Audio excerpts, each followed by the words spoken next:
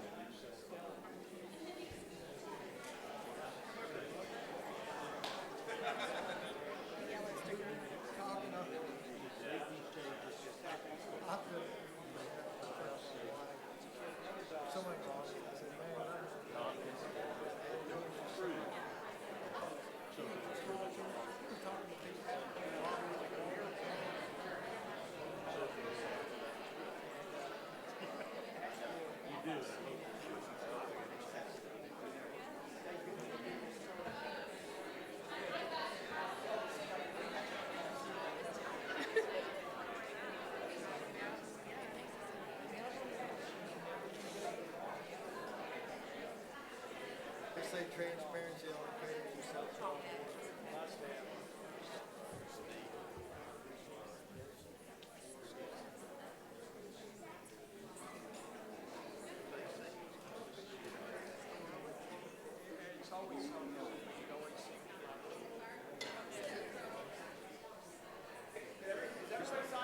Actual readings that back they're looking at, you know, somewhere south of neg 110 down under this area.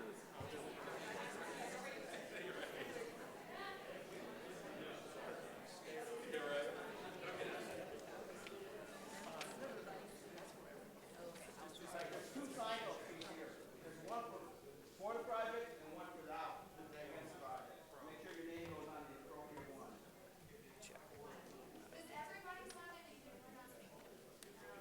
It's just signing for the project and against the project. If you're speaking or period. That I don't know. There's not one that says if you're speaking or not. When the chairman gets here, we'll ask him. Everyone needs to sign it, basically. But it's for the project and against the project. It says that. There you go.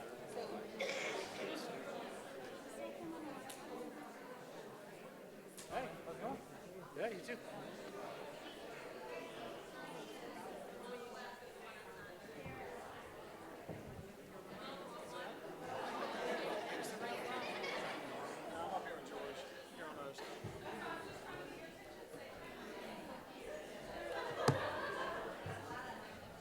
Everybody sign? Because we can do it.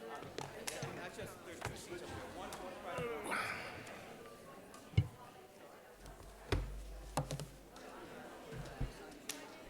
No, I didn't sign it. And if they say you want to speak, say no. Oh, okay. Okay, so where am I? All right, hang on. In the middle there?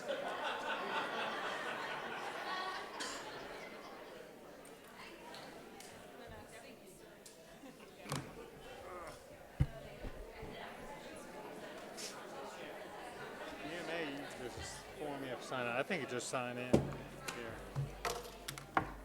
So where are you building now? All right. Yeah, that's really? Where are they? Yes.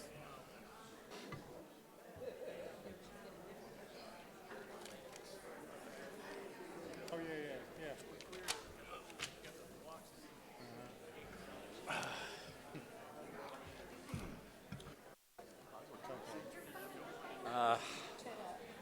Sorry. I get a little nauseous when I. Yeah. Yeah. Whatever happened to Don't make an announcement. Sorry. Yeah. Yeah. Whatever happened to that subdivision there, Cordes and yeah. There's a change. We're Trying gonna, to sell the lot? Dogwood's gonna go first. We've moved it. So they're signing We moved, we moved Thornwood first. Dogwoods first? No, Thornwood's first. We just moved. Now, if they need to sign the form, everybody signs. Well, Before or against the project? well, they Yeah. wanted to. Yeah. Yeah. On it, yes, we know. Yeah. So that's what they're doing. That's fine. Oh, really? Oh. Because that's what. And that's to speak, they're going to raise their hand. The thing is I can't hear them sometimes.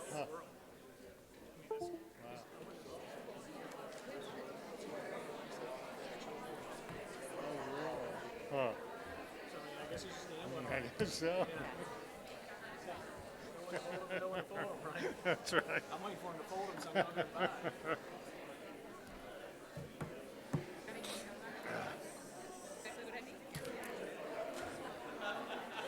Tony, I'm fine. Just had to come see this. Carlos gonna have his hands full.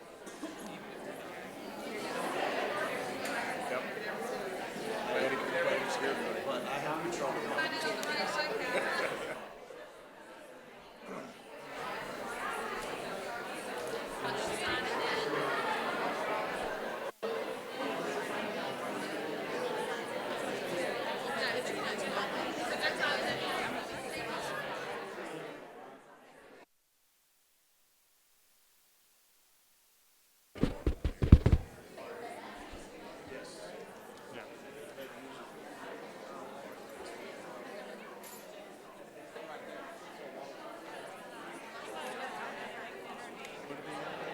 don't know, I can't see that far. Oh, I can't either. Hoping you good eyes, guys. Spence Ray is sitting next to somebody, but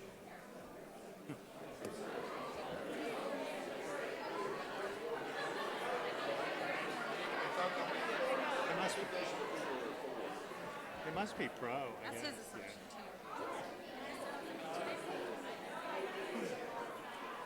I'm going to go ahead and apologize for being here so long. No, they moved up to first. Oh, they did? Good. I was going first. Going to kill me. Forrest, is he gonna do that? I'll tell you, Need to get to make that.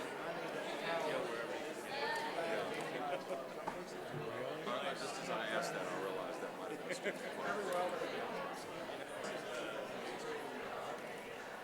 He goes in there too? You go grab these seats over here and we can take the project.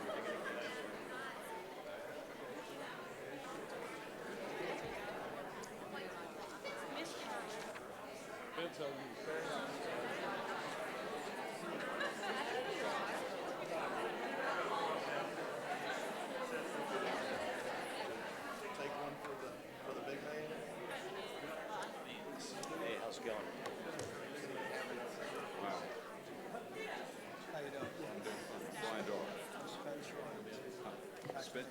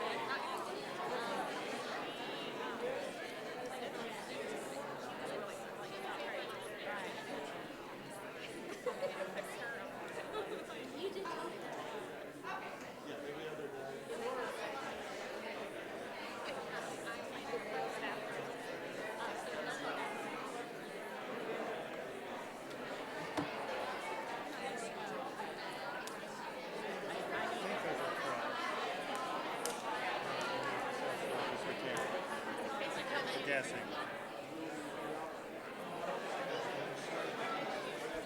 Oh, yes.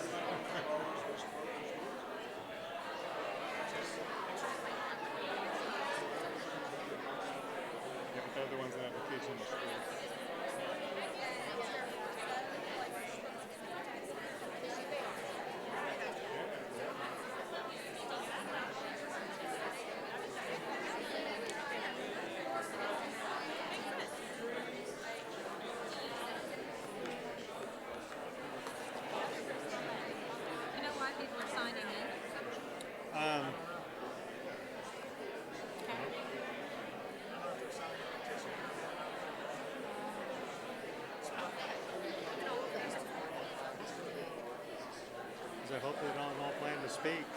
He's what? I hope they don't all plan to speak I know, individually. that'll be a little bit of an upset with that.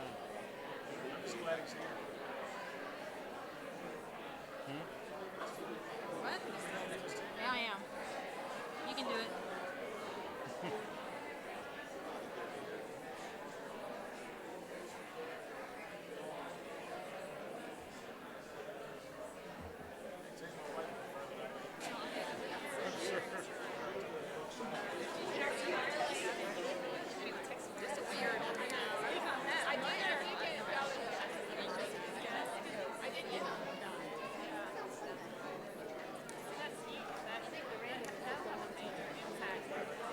That's right.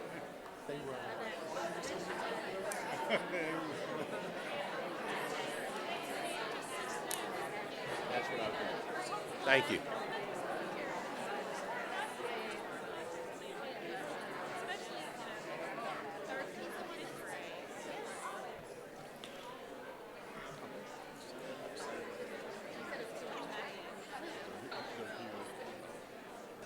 Ladies and gentlemen, good evening. Good evening.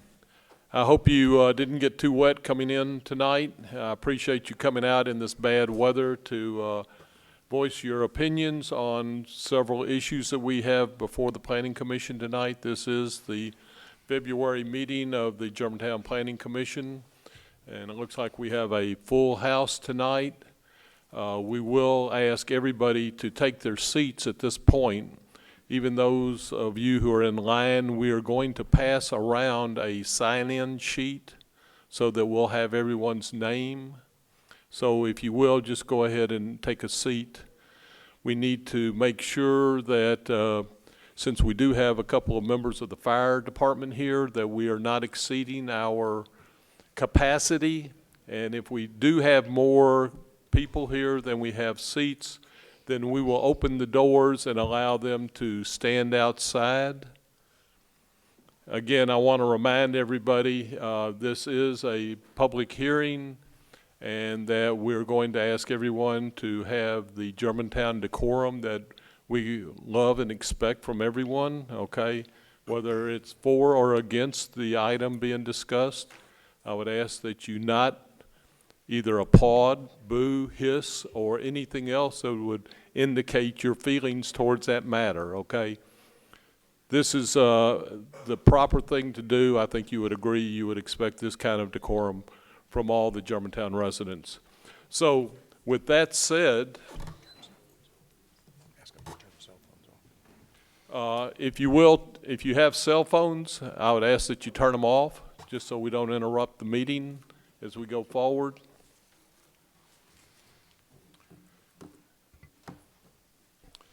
I'd like to call the roll, please. Mr. Bacon? Here. Mr. Saunders? Here. Ms. Hicks? Here. Mr. Marsh? Mr. Hernandez? Here. Alderman Owens? Here. Mr. Clark? Here. Chairman Harless? Here. Mayor Palazzolo? Here. And we do have a quorum for tonight's meeting. I need approval for the minutes of January. Are there any additions or deletions, modifications to the minutes? If not, I'll entertain a motion. So moved. Second. Have a motion and a second. Please call the roll. Mr. Bacon? Yes. Ms. Hicks? Yes. Mr. Saunders? Yes. Mr. Hernandez? Abstain, I was absent. Mr. Harsh? Yes. Mr. Clark? Yes. Alderman Owens? Yes. Chairman Harless? Yes. Mayor Palazzolo? Yes. And the minutes for January are approved. We have copies of the agenda tonight. We are revising the positions of number 1 project and number 2 project, so the number 2 project will be going first. We do have 2 items on the agenda that have been postponed, but we will start with number 2. Do we have a staff presentation?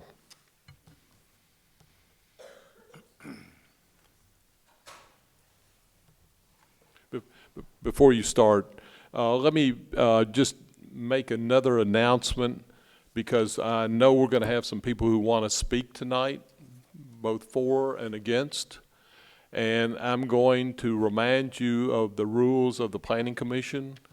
They are that people that are for the project will speak either 3 minutes for one individual or a total of 15 minutes for the total for the project, in favor of the project.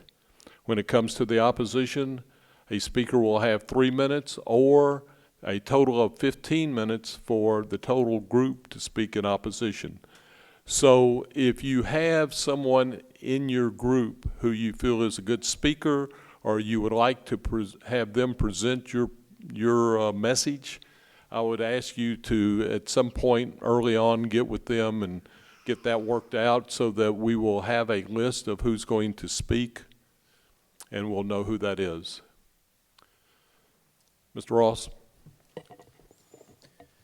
Thank you, Chairman Harless. As mentioned, we'll be starting with item 5C, the amendment to the Thornwood Outline Plan.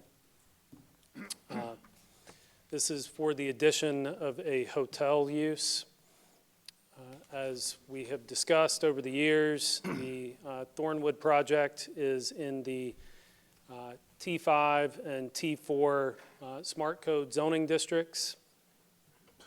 The development summary, and just to go through a bit of history, this project was originally presented to the Planning Commission in April of 2014. They are now in their 5th phase and have completed their 5th phase of construction and are looking to begin the 6th phase. This amendment to their outline plan is the first step in beginning their 6th phase. It is for the addition of a hotel use on Lot 5 of the development. This plan does fulfill Forward 2030 objectives of economic development practices supporting economic sustainability and economic development policies encouraging investment in key commercial areas. It also follows the Land Use and Transportation Strategic Objectives 3 of assessed property value in designated smart growth areas increasing annually. This project is also in line with the Germantown Central Business District Smart Growth Plan and the intent therein. This has been filed as a plan development pursuant to the Zoning Code Section 23566 and 5741 of the Smart Code. The applicant, as stated previously, seeks to amend the outline plan by reducing the number of multifamily units from previously approved 570 units total. They currently have 274 units that are built, reducing the total number of units on site to 456. They will be leaving the office and retail square footage the same at 60,000 square feet, and they're requesting an addition of 114 hotel rooms to go from 108 as part of the previously approved outline plan to 222 with the revised request in front of you. Happy to answer any questions. The next step for this amended outline plan, if approved by the Planning Commission, is to go to the Board of Mayor and Aldermen for a one reading public hearing and resolution to approve this amendment to the outline plan. As we have talked about, the hotel will be going at the corner of Neshoba and Owens Manor. It will be directly across from the Moon Dance portion of Thornwood Marketplace on the southeast side of the project, on the southwest side of lot number 5. That concludes staff's presentation. Happy to answer any questions. Commissioners, questions of staff? Thank you, Mr. Ross. Does the applicant wish to make a presentation? Please state your name and address. My name is Spence Ray, McNeil Commercial Real Estate, 1468 Kimbrough, Germantown 38138. This is kind of a modification of our original request in our outline plan. based on the excellent demand that we've had at the Hampton, and this would provide us a Marriott flag property, whereas the Hampton is a Hilton property, and it also generates the retail foot traffic to the restaurants and retail that are in Thornwood Market Road. Questions of the applicant? Mr. Ray, how full is your apartment complex now? We are 191 units of 251 on the residences, and we are 18 of 25 on Thornwood Market Road. And the hotel, the Hampton, how full, do you have the occupancy rate? And 25 hotels in our portfolio right now. In January, it was the #1 property, and that goes from Portland, Oregon to Jacksonville, Florida, to Indianapolis, down to Waco, Texas. So it's a phenomenal property. Great, great. Thank you. Commissioners, any questions for applicant?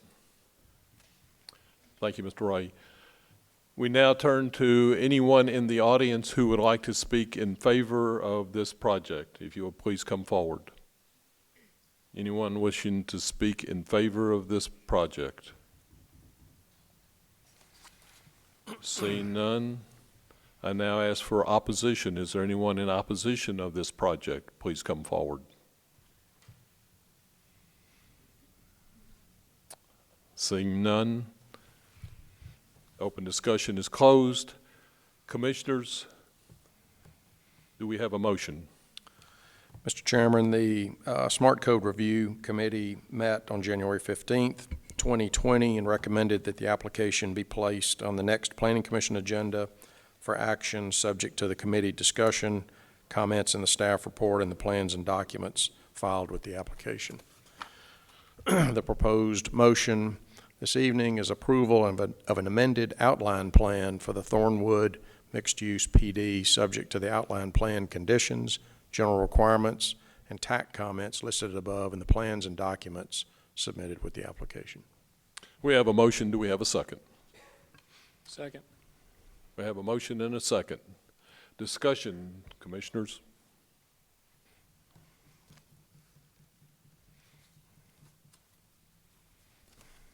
No comments, no questions? We'll call for a vote. Please call the roll. Mr. Bacon? Mr. Chairman, I'm voting to approve. I think this is a very exciting project. It's great to hear how successful things have been to date, certainly how successful the current hotel facility is performing, and no doubt that's why you're applying for this hotel. So I think it's a very exciting project, great addition to Thornwood, and I'm voting to approve. Mr. Clark? Yeah, just based off the changes in demand that Mr. Ray was explaining and the success that previous hotel, the Hampton, has had, I'll be voting yes in favor of this project. Mr. Hernandez?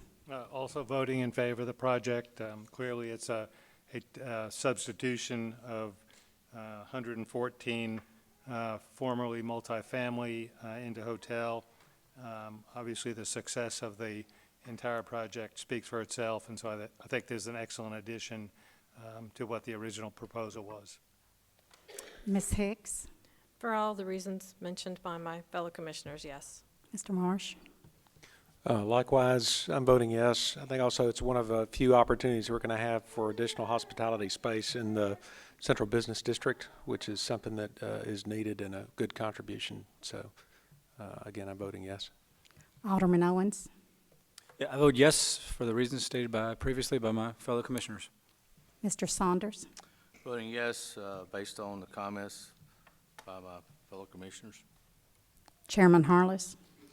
I also vote yes. I think this is a great addition to the core of Germantown, and with GPAC and everything going on, it's going to be a destination area. Mayor Palazzola? Yes.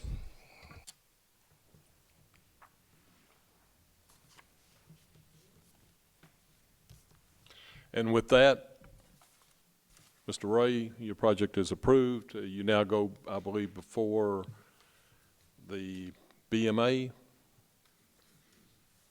So that will Thank you be- very much, and Thank- for moving me up on the agenda.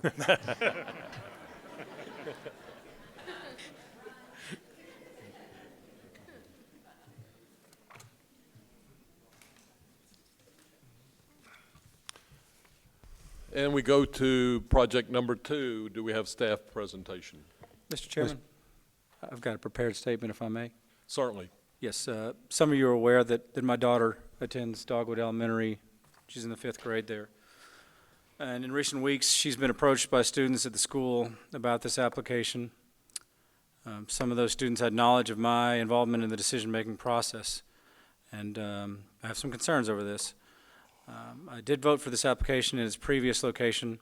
However, the discussion has increased exponentially at the school, and because this application affects my family directly, I am choosing to recuse myself on this matter, and I'm going to abstain from voting regarding this application.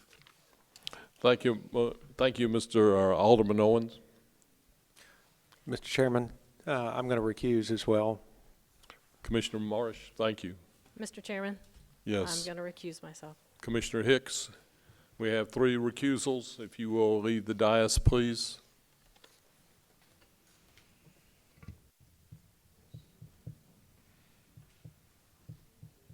Mr. Ross, staff presentation, please. Thank you, Chairman, members of the commission. The item in front of you is for the approval of a revised preliminary and final site plan for a 140-foot tall cell tower at Dogwood Elementary School, 8945 Dogwood Road. The applicant and developer's representative is Prime Development Group. The applicant is Tower Ventures with T-Mobile. In reviewing this application, this is located in a residential, low-density, single-family district that has the Germantown Elementary School, Dogwood. This school was originally located in Germantown and constructed in 1977 as part of Shelby County Board of Education. In 1985, a classroom addition was added to the building. In 2014, the building and all of the land that you see outlined on the screen was transferred to the Germantown Municipal School District, and the portable buildings were installed in 2017. Tower Ventures, with Prime Development Group representing them as and the school district as the property owner, seeks to propose a new wireless transmission facility, a cell tower, on the southern portion of the elementary school property, as indicated on this map. This would be a 140-foot tall monopine with the ability to accommodate up to 4 carriers, including T-Mobile. Just a little bit of history on this application. This is the final of many attempts to find the appropriate location for this. The previous application, if the laser would reflect it, was just to the north of the location on the edge of the tree line. Staff, as well as the applicant and others, looked at a variety of other spots within this area, trying to determine one that could meet the interest of all parties. And the original application that was, again, just to the north of this location was approved as part of a contract with the Germantown Board of Education on September 25th, 2018. It then moved per section 2386C2 to the Board of Zoning Appeals, where wireless transmission facilities are allowed within residential districts with the approval of a use on appeal by the Board of Zoning Appeals. The BZA approved that application on December 11th, 2018. In February of 2019, this body, the Planning Commission, approved the site location just to the north of what's proposed to you tonight. and the Design Review Commission approved all of the appropriate landscaping and one variance for the location of the buffer as part of that. This request did not advance to the Board of Mayor and Aldermen for a development agreement, which would be the next step of the application after the Design Review Commission. That was due to the previous efforts that were described to find an alternative location. So with that history in mind, the Germantown Municipal School District Board of Education approved an amended option and land lease on January 13th, 2020 with Tower Ventures for the location that is in front of you tonight. That location, just to get into some details of it, is with this overall site plan 180 feet from the primary building. It is 35 feet from the closest playground area that you can see within the inset of this site plan. That playground area is part of a TDEC grant project. The playground area is technically located north of the project area boundaries, so the applicant has agreed to move that playground area into the park proper, so onto the City of Germantown property and off of the school district property at their expense. They are working with the Park and Recreation Department to find the appropriate location. In discussion with the Park and Recreation Director, Ms. Pam Beasley, today, they have been in contact with TDEC. TDEC agrees on the process for relocating it, which includes going back to the original manufacturer and moving it as safely as possible. And if it is unable to be moved safe, moving forward with something that is equivalent within the TDEC approved project area. Their intent at this point is to try and move it just to the south of the walking track. So that's where the playground is at this point. But with that in mind, in its current location, the applicant has provided a letter from a structural engineer showing that the fall zone for this particular tower is a collapsible area that is 25 feet in width, so it's 10 feet away if it collapsed from this particular area. This is the general monopine elevation that they plan to move forward with. I'd like to walk through the drainage plan and the access plan for this. The access plan for this location has not been modified from what was approved last year by the Planning Commission and the Design Review Commission. They are keeping the same road, but they have taken the site plan from north of the access road to south of the access road. With the input and review of the city's engineering department, they have provided a grading and drainage plan that meets the concerns of the department to make sure that proper drainage and grading has been allowed for this to be built in the area that it's being built in. They have also provided, at the request, a proposed tree mitigation plan because there will be the removal of several trees in this area. You can slightly make out the X's on the plan, but it is in your packet. The trees just to the north of the access road will be planted. Trees will also be planted in a north-south area along this entrance drive off of Dogwood, as well as along the area on the direct access point of right off of Dogwood Road into the site close to the PTO's newly constructed playground. Want to go through a couple of photo simulation views that the applicant provided as part of their application. The first one is looking south from Dogwood Road. This would be the view of the tower as viewed from Dogwood Road. You'll notice an outline of pink here. That is part of the trees that they are mitigating in. These are also trees that they would be planting as part of it. Just to go back to that mitigation plan, these are the trees that they showed in a pink outline for that view. The second view is off of Horsham and Ashmere, kind of at the elbow near the entrance to the park. And viewing north towards the area, this is the view of the tower. Again, this is a photo simulation of the 140-foot tower looking from an approximate point on Ashmere Drive. The final view that was provided is from Willinghurst, which is the closest residential to the proposed location.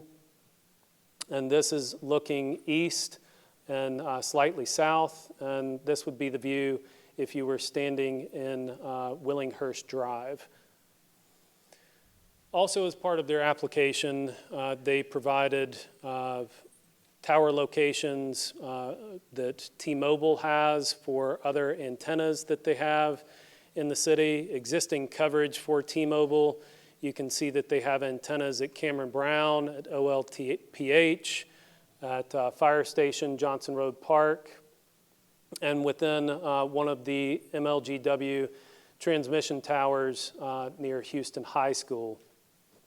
You can see the area where this tower would be located. This is the existing coverage map. This map illustrates the change in coverage. You can see that there is a slight difference with the addition of the T-Mobile coverage with the 140-foot tower added to their existing network of coverage within Germantown. This is a map that was prepared as part of the task force for technology and cellular service coverage. This shows the coverage gap for the two largest service providers, AT&T and Verizon. This is the area in question for the Dogwood Tower. You can see that there is a significant gap in coverage in this area. The Planning Commission, if you'll remember, approved a Verizon tower to go inside an existing MLGW transmission line in this approximate location, just off of Neshoba Road, just to the west of Riverdale Park. That should help to mitigate this area. And then the Madonna Learning Center has a tower that has gone vertical at this point. It doesn't have any antennas on it yet, but that should alleviate some of this gap in coverage in that area. For your consideration, that tower is approximately 78 feet from the primary building at Madonna Learning Center.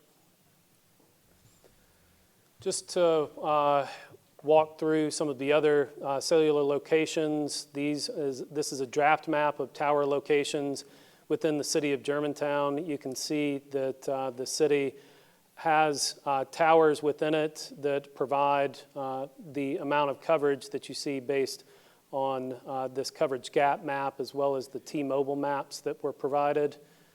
And then when you take it out a little bit further, although this map is hard to see, there are several smaller towers that are around the city as well that have been added to buildings and other facilities, as well as those macro towers.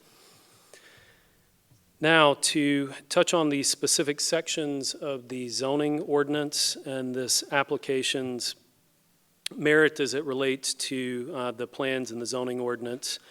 As it relates to Germantown Forward 2030 and the technology strategic objective, it meets this by adding to a citywide technological infrastructure that supports and sustains individual educational, government, and business demands. When the city considers a new wireless transmission facility, we are bound to follow the process outlined in 23H86, which begins with cell towers have to be designed for multi-tenant on their initial installation. The applicant provided in their cover letter that this would have room for up to 4 carriers on this. As part of 2386C2, wireless transmission facilities allowed in residential districts with the approval on a use on appeal. As stated previously, the applicant received use on appeal for this site in December of 2018. 2386H describes the specific requirements for wireless transmission facilities in residential districts. There are 7 different requirements for that. It's that the parcel must have a minimum of 200 feet of public street frontage. In this case, the applicant and application meets that requirement. Bear with me while I go back to this. The tower must be set back from property lines, minimum to the distance of the tower's height plus 10 feet. This does meet that. All associated buildings and structures must meet the minimum setback distances of the zoning district unless technical documents provided ensure otherwise. The applicant's engineer must provide documentation that the wireless transmission facility meets or exceeds the ANSI standards for radio frequency emissions. It does meet that. The max tower height can be no more than 140 feet. This is a 140-foot tower. The tower, as previously discussed, has to be designed for shared use. And then finally, the minimum buffer strip of 50 feet of 6-foot landscape screening is required on the outer perimeter of the property. In regards to number 3, the northernmost playground area is located 35 feet from the tower. As I discussed previously, the applicant has provided a revised technical letter that assures that the fall zone is 25 feet. That letter is from a structural engineer. In regards to number 7, with this particular item within the zoning code, there is not a 50-foot landscaping and screening buffer as described within the zoning code 2386 I1A and 1B. However, the equipment compound will be screened from public view at the street with existing and proposed landscaping, and per section 2386 I1C, the landscaping provisions of this section may be varied or reduced if the proposed plan provides for unique and innovative landscaping treatment or physical features that, in the opinion of the Design Review Commission, meet the intent and purpose of this section. So what the applicant proposed in March of 2019 met those particular meets and bounds of 2386 that was just discussed. What the applicant has proposed in this case, at least as part of preliminary discussions prior to submitting anything for the Design Review Commission, is similar but better. We've already discussed their tree mitigation plans. The previous application did not have any trees that were being taken out as part of it, so it did not have a tree mitigation plan necessary. But I've shown you what their intent is for their tree mitigation plan, and they are here for further questions around this. The tower does comply with all the criteria that I did walk through. The plans reviewed by the city's technical advisory committee, we provided comments to the applicant. The applicant received those comments and did address all of those comments as shown in your staff report. The neighborhood meeting was held in 2019 in response to the first location. We have received approximately 160 letters of opposition and approximately 40 letters of support prior to both the 22nd of January Planning Commission Subcommittee meeting and this meeting. All of those have been included in the online agenda packet. Just a couple of examples of wireless transmission facilities near schools within Germantown. You have the new cell tower under construction at Madonna Learning Center, as I discussed previously. The existing cell tower at Our Lady of Perpetual Help, which is approximately 390 feet from their school building. And then the existing cell tower within the MLGW transmission tower that is next to Houston High School that is approximately 347 feet from the school building. The next steps, if the Planning Commission takes action in the affirmative on this application tonight, per 2386C1, DRC will approve, they will review and consider approval of fencing, landscaping, and the aesthetics of the tower.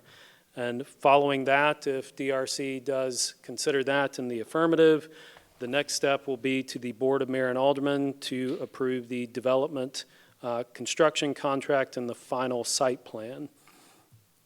At this point, I'd like to turn it over to counsel for the Planning Commission tonight, Mr. Robert McLean, Assistant City Attorney, who would like to discuss the federal regulations that are also in consideration next to these zoning regulations for us as the local authority.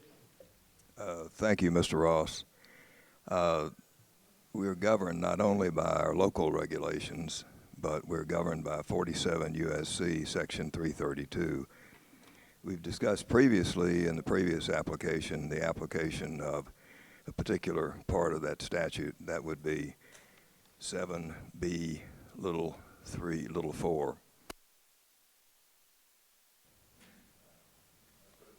Before, but I'll repeat it. No state or local government or instrumentality thereof may regulate the placement, construction, and modification of personal wireless service facilities on the basis of the environmental effects of radio frequency emissions to the extent that such facilities comply with the Commission's regulations concerning such emissions. And the reference in that portion of the statute to the Commission is to the FCC. That is not the only way in which the statute comes into play. The statute puts limitations on the regulation of the placement, construction, and modification of personal wireless facilities by any state or local government in this respect. And this is most important. They shall not prohibit or have the effect of prohibiting the provision of personal wireless services.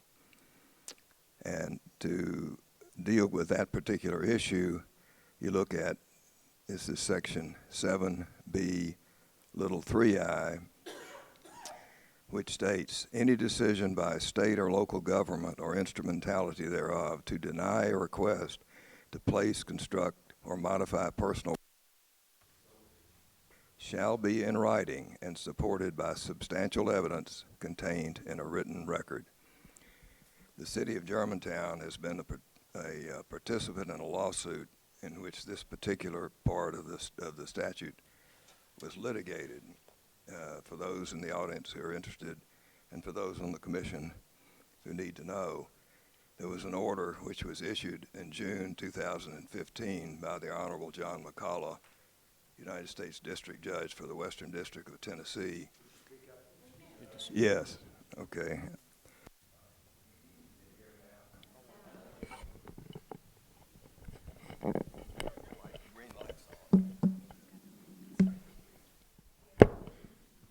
Okay, how's this?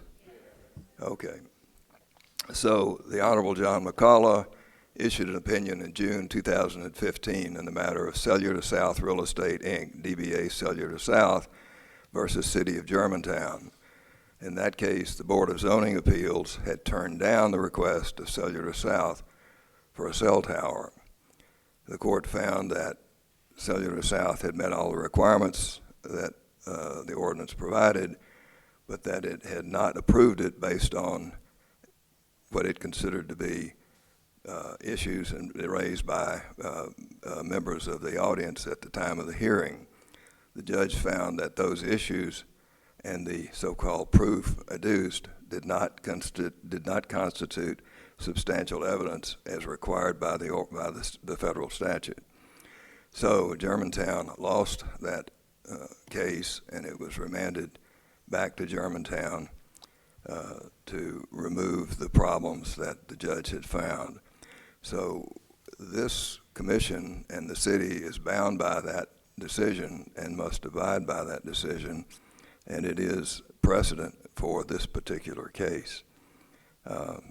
That's really all I have to say at this time. Mr. Ross? Do you have anything else? No, that concludes staff's comments. Commissioners, do we have any questions of staff? Mr. Chairman, just a quick question. Mr. Ross, would you go back to the slide that is the blue slide that had the areas of coverage graphically shown? That one. Not to put you on the spot, but do you have any just general idea of the large blue areas, the population, just the density, the households in that area? It's bounded by, well, it's south of Wolf River Boulevard. It's this area.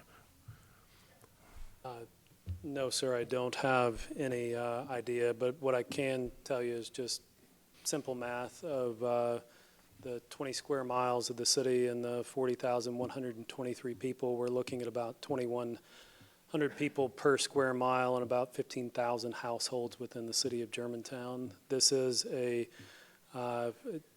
dense residential district with low density R zoning attached to it that has not seen a significant amount of growth in this area. This was built out majority within Shelby County and annexed by the city of Germantown over time. But obviously a significant number of households in that area. Yes, sir. That aren't adequately served. And it is largely, if not all, residential under this area of coverage gap. Thank you. Commissioners, other questions? I do. Mr. Ross, could you go back to, I think it's the very first slide that shows the vicinity map? It's a cross-hatched map.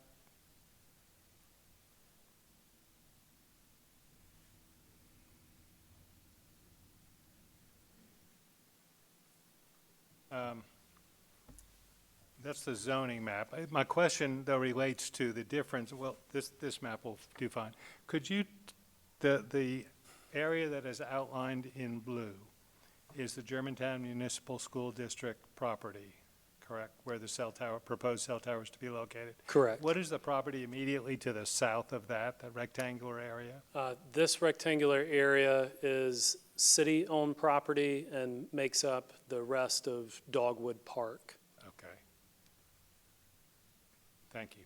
There's essentially a shared services area right here just to the south of the tree line along the tennis courts and the walking path. Okay. Thank you. Along those same lines, Cameron, did you say that the playground is not currently on Germantown Park's property? It is currently on school property. The playground that's next to the cell tower is currently on the school property? Yes. And so the proposal would be for the applicant to move it onto Parks property where Germantown Parks Department would maintain that? Correct. Germantown Parks has been maintaining that, but to make sure that everything is in alignment with TDEC grant procedures through this application, it's been determined that that's outside of the grant application area, and so the applicant, Tower Ventures, has agreed to move that play area from approximately here, just on the south side of the tree line, further south into the area that is actual City of Germantown property, but still inside the walking path, so it's easily accessible to those people on the walking path. Okay. Other questions? Well, as long as I got the floor, did you, and you also mentioned this goes back to DRC, I think you mentioned for fence, landscape, and aesthetics, is that right? That is correct. It doesn't have anything to do with the tree mitigation, or do we? Tree mitigation would also be considered as part of that, but they, as we've talked about, they provided a draft of their tree mitigation plan. Right. Okay.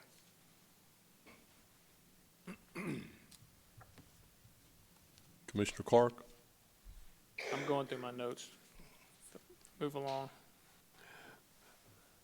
Just one question. Are there any other schools in Germantown that have transmission towers close by? Ladies and gentlemen. Chairman Harless, other examples that we talked about were the Houston High School, which has the tower within the school within the MLGW transfer tower. Let me get to the other maps. So that would be these towers here by Houston High School. The other area where tower is currently under construction near Madonna. You've got the tower near OLPH School. And then you've got towers near Germantown High School and the Germantown Middle and Elementary School here and here. Thank you. Commissioners, other questions of staff?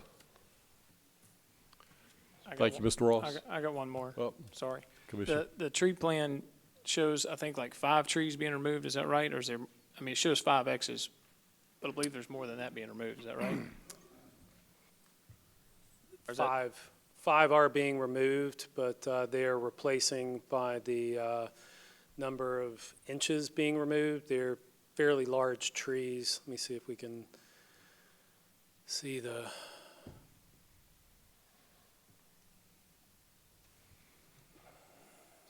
So, looks like there's at least a 36-inch oak that would be removed. 2 oaks, 3 oaks. Yeah, there's a chart on the top. I'm just trying to clarify. There's a chart on top of the mitigation plan, on the tree plan. So the trees that would be considered are the oaks. So the 2 36-inch and 1 27-inch oak being removed. The gums, gum trees are not trees that are contributing species. So we're not looking for mitigation of the gums that would be removed. But the mitigation plan adds in the appropriate number of caliper inches back into the site, distributed around the site, that will help to, one, camouflage the enclosure a little bit more. This was also part of their original plan that was approved by the Design Review Commission last March, but then they're beefing that up and then adding these on the east side as well as the north side of the property. And then I neglected to point out some on the west side of the property that will help to mitigate some of those views over time. Okay, that's all. Hey, Mr. Chairman, just one quick question, a follow-up on that. I was out at the site a few weeks ago. There were many trees that were tagged, in essence. I was there this weekend, and none of the trees were tagged. There were stakes, white and blue stakes, I think designated the path, the service path, and the actual footprint of the pad. Were those trees marked by, or were those trees that were designated to be removed, or does staff have any knowledge of that? Staff has knowledge that those were not trees to be removed. That was part of tree survey efforts. I'm sorry, I'm being corrected. Okay, that though some of the flagging may have been put out by concerned citizens. Okay, thank you. Other questions? Pardon me. Other questions? If not, would the applicant like to make a presentation?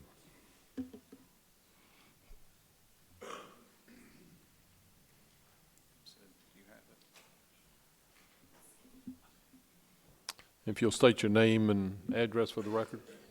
Give us just a second, Mr. Chairman. We have a presentation that we were going to. Well, while we're waiting, let me make a comment.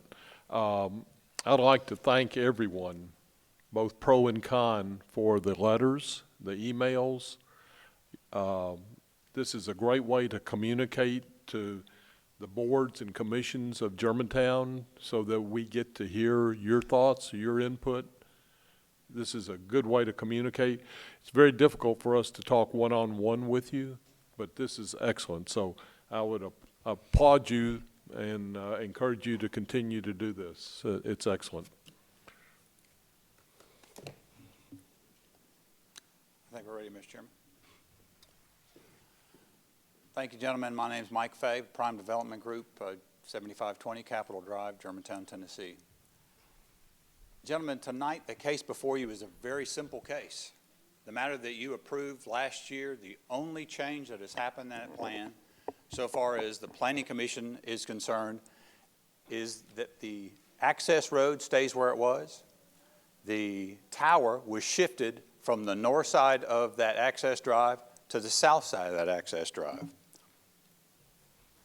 I call to your attention this particular image, which blows it up a little bit more so you can get a better feel for what's changed. When the tower moved south, the access drive stayed where it was. That 14-foot wide access drive has not changed at all. The drive, on the north side of the drive, there is a swale that continues to drain just like it was when you approved it in the past. What did change is when we put the tower in there, we're in an area that slopes. So I'll call to your attention, there is, if you look up on the image before you, you'll see at the left side kind of a weird little L-shaped angle. This enclosure is going to have a segmented block wall that will go all the way around 3 of the sides so that we can absorb the slope. Now, when you look at this particular plan, you're asking yourselves, why did you come back after you had already been approved? The reason we brought it back was because after we got through the approval process, the Germantown School Board said, hey, can we move it anywhere? As Cameron said, we did review. We actually submitted an application to move it below that dashed line. It later came to all of our attention that in that dashed line was the T-deck easement where there'd been an agreement. The city accepted money for this park, and we needed to stay out of it. So when we went back to the school board, this particular location, the school board felt was a better location because it was in the tree line. That's how we got to where we are today. It's a location that we thought was better. A lot of people from the school board and a lot of planners and everyone involved has said, let's tuck it back in. From some of our prior meetings, some of the neighbors had asked, could you move it further? The end result is that the tower is actually further away. Originally it was 148 feet. Now it's 180 feet from that particular corner. So I'm calling your attention, when you look at this plan, basically the box just shifts from the top to the bottom. When you go in the drive, one of the questions that comes up is, you know, this is a road. It isn't. It's an access drive, and it's 14 feet wide. At the end of that road, where it connects to the drive, is that bollard. That's the Germantown bollard. You see them in our parks everywhere. It folds down. You can drive right through it. So when we talk about what's changed, one of the benefits of moving the tower south is that we're able to bring all of the landscaping south in this area here. It's not. All of those trees are exactly the same trees that you approved in the past, but now what we've done is we've shifted them further south. You'll also see that they fall just outside of that area. Once again, the intent of that was to keep those trees out of that play area. In addition to that, you also approved shrubs that would go on the north side. Those shrubs are still there. But what's changed is now that we have this change in elevation in the back, you'll notice that around that box, you'll see a series of circles. We've added additional landscaping in that area. Mr. Chairman, at subcommittee, this body brought up, how are we going to keep the kids out? Those are Nellie R. Stevens hollies. If you've ever had one of those trees, they're painful. You don't play around those trees. They have the big stickers. Those were put in there with intent. Now, I've blown it up again to give you, as Cameron had said, we were talking about the 5 trees that are being removed. What you see here today are the 5 trees that will come out. The big one's the 36-inch oak that is dead set in the middle. You'll see that under the number 71. The 2 that you see to the left and the right of it under number 70 and 72, those are the gum trees. Number 74, which is all the way to the right, was a tree that we did not have to disturb in our original plan because we didn't have a swale. Now we have a swale. When you look down there on the bottom right of the compound, you'll see a red X. That's a 36-inch oak tree, and that's being removed. As a subcommittee, we spent a great deal of time talking about safety and children access. This detail shows you a pretty good replica of what's going to happen. The segmental wall will stay within the lease area. It stacks up. At the very back of it, the fence goes in. That particular fence is, as I said before, it's a smooth face. Your fingers can't go through it. It's board to board. There's nothing to climb on. In addition, as you'll also notice, in front of the wall, you'll see a shape. That is to represent the idea of the Nellie R. Stevens. This is the detail that you had asked us to present so that there would not be somewhere for children to play on. And the other thing that changed, you'll also notice that the fence enclosure is now 8 feet tall, which was also a request. This gives you an idea of what the fence looks like. On the bottom of this particular image, you'll also see basically what it's going to look like if you're looking at it from the ground. A site-proof fence. On the top is what it would look like if you were inside the compound. As staff had talked about the tree mitigation plan, this is a really big deal on this particular piece of property because when we came back before, we weren't disturbing a single tree. We're disturbing those 5 trees, of which 3 we have to reclimate. In this particular plan, I want to call your attention to a number of things that Cameron had brought up before. First, you see all the circles. The new trees are the round circles. We've got them on the north side of the compound here. We also have these trees that now produce what we wanted for the streetscape. We also have some other new ones that will go in the playground area. And then we also have them on the east side and on the west side. This plan was reviewed and marked up by the school board or by the school administration so that we would not interfere with any of their long-term plans and where they think they may build buildings. The benefit of this is pretty obvious. Now we are adding more landscaping. By taking these trees out, we're adding 30 2.5-inch trees. And we're not talking about 30 small trees, we're talking about oak trees. As Cameron had said, the idea of this image was, had we not ghosted out the tree, you wouldn't have seen the tower. And when you see in the purple that's in there, once the tree is in place, you won't see the tower. This represents what it would look like in about 10 to 15 years. Now, we've had a lot of issues here that have been, there's been a lot of misinformation. There's also been a lot of inconsistencies. Because we've changed the plans, there's a lot of confusion in this plan. Mayor, I think you had brought up the question about all of the flagging that was out on the site. When it was brought to our attention there was flagging on the site, there was a great deal of confusion on who'd put the flagging in. Some thought it was us, some others. It appears that some other party had put it in, some other interested party, but the school administration was not happy with that at all. They asked us when we staked the property to remove all of that flagging because they didn't want to, in the future, have this flagging everywhere. That flagging was removed. But what we wanted to show you in these particular images right now is because there's so much misinformation, the image that you see before you, the purple line, is the approximate center line of this drive. All this to show you is that we have pushed it as far away as we could. We also called out in the plans that we're going to remove all this underbrush, all this privet hedge. Now, when we go into the compound, because we did have the benefit of having the stakes out there and we took the pictures, this particular shot is standing on the southwest corner looking at the compound. Now, I can call to your attention here a tree that sits right up at the top corner. That's one of the 36-inch oak trees that we're mitigating. But between the time that we did the plan and went out on the site, this tree has fallen down. But the idea of this particular image is to show you what we're looking at so far as, are we taking down a bunch of trees for this? No, it's a pretty open site with some old, obviously deceased trees there. This plan shows you where the tree fell, and obviously where it's got to be changed. Now, one of the other considerations that we've heard, is this going to impact the soccer fields or the playground area? As you'll see it right now, this is, you can see up on the left, that's the 36-inch oak tree that has already broken off and fallen into that area. Obviously, that has to be removed. But below it is a lot of privet hedge and a lot of underbrush. That will all be cleared out.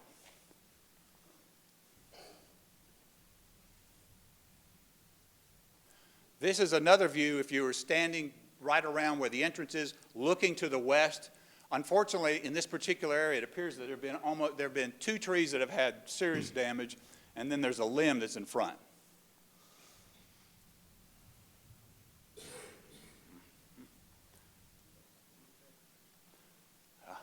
Now, one of the issues that did come up in our TAC report was, is this going to impact the soccer fields? I call to your attention, you'll see the soccer goal on the end there, but also call to your attention, you cannot see the bottom of the goal. There is a ridge line that goes just from the right, almost directly across that page. That's where the soccer field is. There is a natural ridge in place there. It won't affect that at all. Obviously, these are movable, but when that question came up in some of the emails, it will not affect the soccer fields. This particular plan, we wanted to make sure that you got a real clear picture of. This plan is the plan that is sent to us by T-Mobile saying, find a tower in this area. We've done all the math. We know what we need to do. Now, all of us who are laymen are looking at this thing and we're saying, hey, I mean, how come it couldn't be bigger in one direction? When we look at this plan, we're looking at it 2-dimensionally. What T-Mobile looks at, they look at it 3-dimensionally, which means beyond the circle, beyond the roads, they're also looking at the topography. Topography is a big factor in this area. This site sits on a ridge. So when they're looking at a site, they say this is where we have to have it, and it has to fall within that ring. If it's outside of that ring, it won't feed our needs. You can't move back and forth, put it in here, and this will feed us. As Cameron pointed out earlier, this circle is that same size circle. We wanted to make sure that you had continuity in what you looked at, but we also wanted to make sure that you could see all the other towers by name versus a number, which you pointed out, Mr. Chairman. This particular plan shows you that obviously there is a serious hole in this neighborhood, and this plan shows you that if this tower is approved, how much it will change that. So I go back from red to green. I also call to your attention the areas slightly around it, how there is that slight proliferation where we're in even better shape because of topography. Now, we've looked at the monopines. I've shown you where those are. Staff showed you where those particular plans are. These are mathematically correct where they should be. They are also to give you an image of what it would look like in the dead of winter because there's not a tree in place.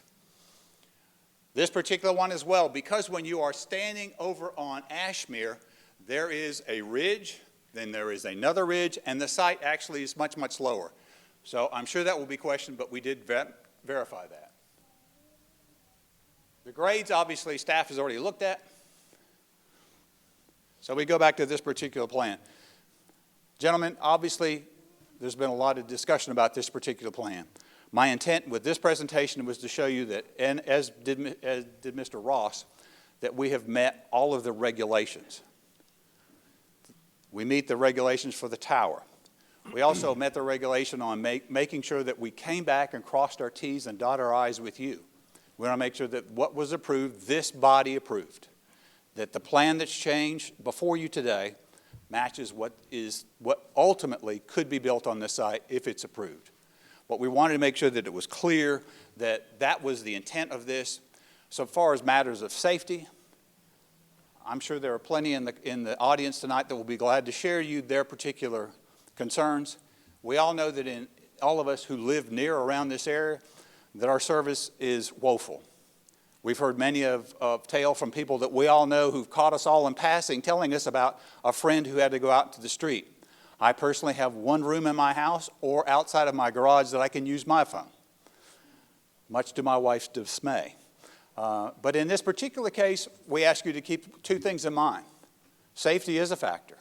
If you need emergency services, most people don't have landlines anymore. If you can't get through, you have a problem. Case in point was when there was the flood and there was no service. In fact, it was so severe that AT&T had to come out and put a portable unit there because demand was exceeding what they could do. That was proof positive that there is a serious problem, and that was for AT&T. You know, we've purposefully not tried to put fire and police on the spot on this. I'm sure that this body and have talked to other folks, but in this particular area, safety is a concern.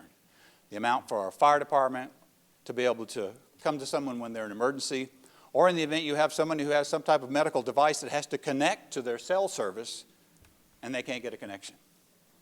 That is life and death. Thank you, Mr. Chairman.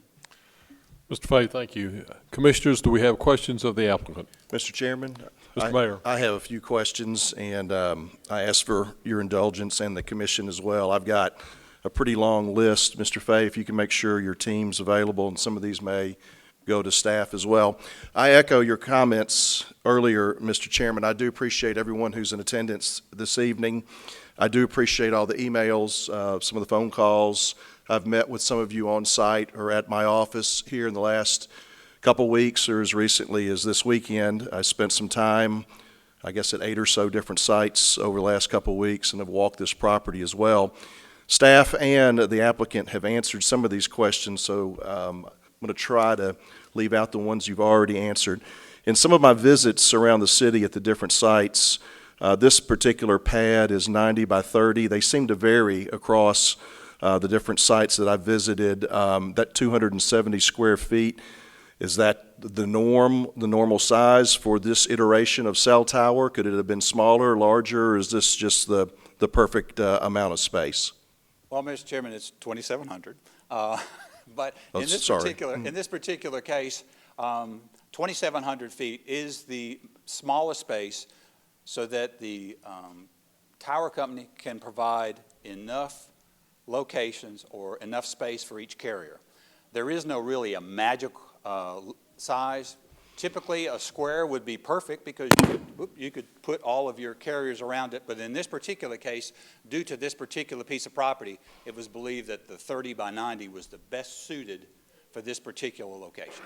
Thank you. And a lot of these questions were submitted to me from residents, or variations of the question were submitted by residents as well. You may have gone over this earlier, but I'm not sure if you did. Will there be a concrete pad in this compound, or is it crushed gravel? There are different uses at the other sites that I observed. This particular site will have an asphalt drive per the fire department's regulation. The tower enclosure is a gravel surface. And is that pervious or impervious? Does that allow for drainage or for absorption? Pervious. As per that section, there will be drains below it so it can drain out. But there is also slope, too. And again, at different sites, for instance, I was at Millennial Furnishings, and the cell tower at that site basically had what appeared to be 2 trailers with full HVAC. What are the typical types of equipment or mechanicals that are contained in your particular application? Mr. Chairman, in that particular application, those were older style designs. Basically, that was indoor equipment that was put inside of a hut, and it had to be air conditioned and cooled. Not very efficient. The newer sites, this site as well as the Madonna site, have their own panels. Everything that they put out there is rated to be outdoors. So if you and I were to go out there and look at it, it would look like electrical panels, low, 4 to 5 feet tall. It would not look like much. Is there a big backup generator or some kind of a generator? Or typically, there have been in some areas of town, but in this particular case, due to the sensitivity of the neighborhood, Tower Ventures is not going to install a generator on this particular property. There are requirements for various carriers with the FCC that they have to make sure that in the event of an emergency, that they can make that certain towers will have power. So in the event that there is an emergency, they will bring out a portable generator and plug that in so that it comes and leaves. It does 2 things for us. One, it alleviates all of our environmental concerns of fuel, anything happen back out there that can't be seen, but it's also a temporary condition. Now, what would be a temporary condition? That would be a major power outage, that would be a major ice storm, some type of major weather event, whereas cell tower demand will go up considerably. But it would only be in that particular application. And Tower Ventures intends to make that a part of the lease, that no carriers will be allowed to have a permanent generator on site. And these questions are kind of roll on a theme. That was mainly my site questions. These are mainly safety questions. You had mentioned earlier the retaining wall is at a max 4 feet, and it slopes and reaches a height of 4 feet. The fence is 8 feet, and I guess what you're telling us, you're not guaranteeing, but it is not necessarily climbable. At least if it's climbable, it's going to take a lot of effort, it seems like. There are no slats, and it's guarded by, I guess, sticker bushes as well. I think the term used at the subcommittee was you would have to be LeBron to get up this wall. At that furthest corner, the wall would be 4 feet tall with the 8-foot wood section. There will be nowhere for your fingers to grab other than the top, and the top capboard has been pulled back so that there's nowhere for you to pull there. So the individual won't have to get 12 feet in the air to get up there. Thank you. A couple more questions on safety. So how's the compound secured? Is it just chain locked, or how is it secured? It typically has a locking mechanism on that. Due to the ability to, since it's an enclosure, it just has a lock that has keys, has various locks for various carriers. Any plans for camera or surveillance system, or any of these type of apparatus considered like homeland safety threats or anything like that? We have run across this question in the past. In some instances, some communities have felt that a camera needs to be in place, and in those cases, my client has put in a motion-activated camera, not a live camera, but a camera can be installed if that's the desire of the board. This question may be addressed more to the fire marshal. Wake up, Jody. I've had a lot of questions about emergency apparatus getting back to the site, whether that's a fire pumper, ladder truck, EMS vehicles, ambulance, police cruisers, especially when school is letting in and letting out. Can you just go over if you have access? I know when there's an emergency, usually everyone, the C parts, so to speak. So, yes, Mayor. The applicant has met all the fire marshal's requirements to meet the fire code for access. thank you for that economical answer. I appreciate that. The next category are maintenance schedule. So help me understand, what's routine maintenance on a site? What's associated with a cell tower? I know they break occasionally, but I'm assuming you have routine maintenance as well. Give me an example or two or scenario. Well, first of all, there's one crew that does work on the antennae. They're a specialized crew. Typically, there's no work done on the antennae. Down in the compound area, there may be a panel, there may be something that needs to be updated. There may be something the carrier wants to change in there. The technician will, first of all, come to the school site. They'll check in. And Mr. Mayor, they're required by Germantown schools and state of Tennessee to check in and follow all access requirements, period. So they have to check in. Then they'll have to have a key to get through the bollard lock. Then they'll pull up to the site. They'll do their business and make their changes. Typically, they're on there maybe once or twice a month. It's a very low-maintenance facility. There's really very little to do to the towers. You answered my last question. It was about whether you had to check in with the school administration. I guess any vendor who's on that campus has to check in with the office. Next category is really addressing the access path. I think you mentioned it earlier. Was it 11 feet or 14 feet? I've forgotten. It's 14 feet per the fire marshal. And what's the materials for the path? It's asphalt with a gravel base per the fire marshal. And who will you be maintaining it and fixing it if damaged or maintaining it? That is covered in our lease, yes, sir. Will the public or school be using that site or that access path for any reason, any parking or anything of that nature? That was one of the school board's concerns, and that was the reason for the bollards, is they were concerned that it would become an immediate parking area. The bollards, in fact, 2 of them were put in so that you couldn't drive around it for that particular reason, just because it is tough to park on that school site. Thank you. This category is really addresses drainage, and the city engineer may need to chime in. When you walk the property, I may have the directions, but when you walk the property, you know, it's very apparent that it's a dry creek bed. Matter of fact, 6 or 8 years ago, we did a community build, and I was part of that crew that helped build the park. We had set out some stones for the dry creek bed, and I think they've since washed away, but it kind of drains from, the basin kind of moves from east to west and then from south to north across the park and goes to a portion of the Dogwood School property. So how will your impervious pad, will it affect drainage negatively or adversely downstream? Well, in the terms that the city engineer likes to use, our pre-develop and our post-development discharge will be exactly the same. Primarily because the property that's out there has a slope on it. The pad will be generally flat, and both are impervious surfaces. So, How much area does that drain? Do you know off the top of your head, city engineer? I don't know off the top of my head, but the natural swells that have not really taken too much erosion, I mean, it's an indication that those unimproved swells are handling the drainage that's there now. They work, they naturally work. Gotcha. Thank you. Next category is sound. I got a lot of questions about sound. Will this project adversely impact sound or create any noise which would disturb residents, spark users, students, or faculty at Dogwood School? Any noise, humming, that type thing?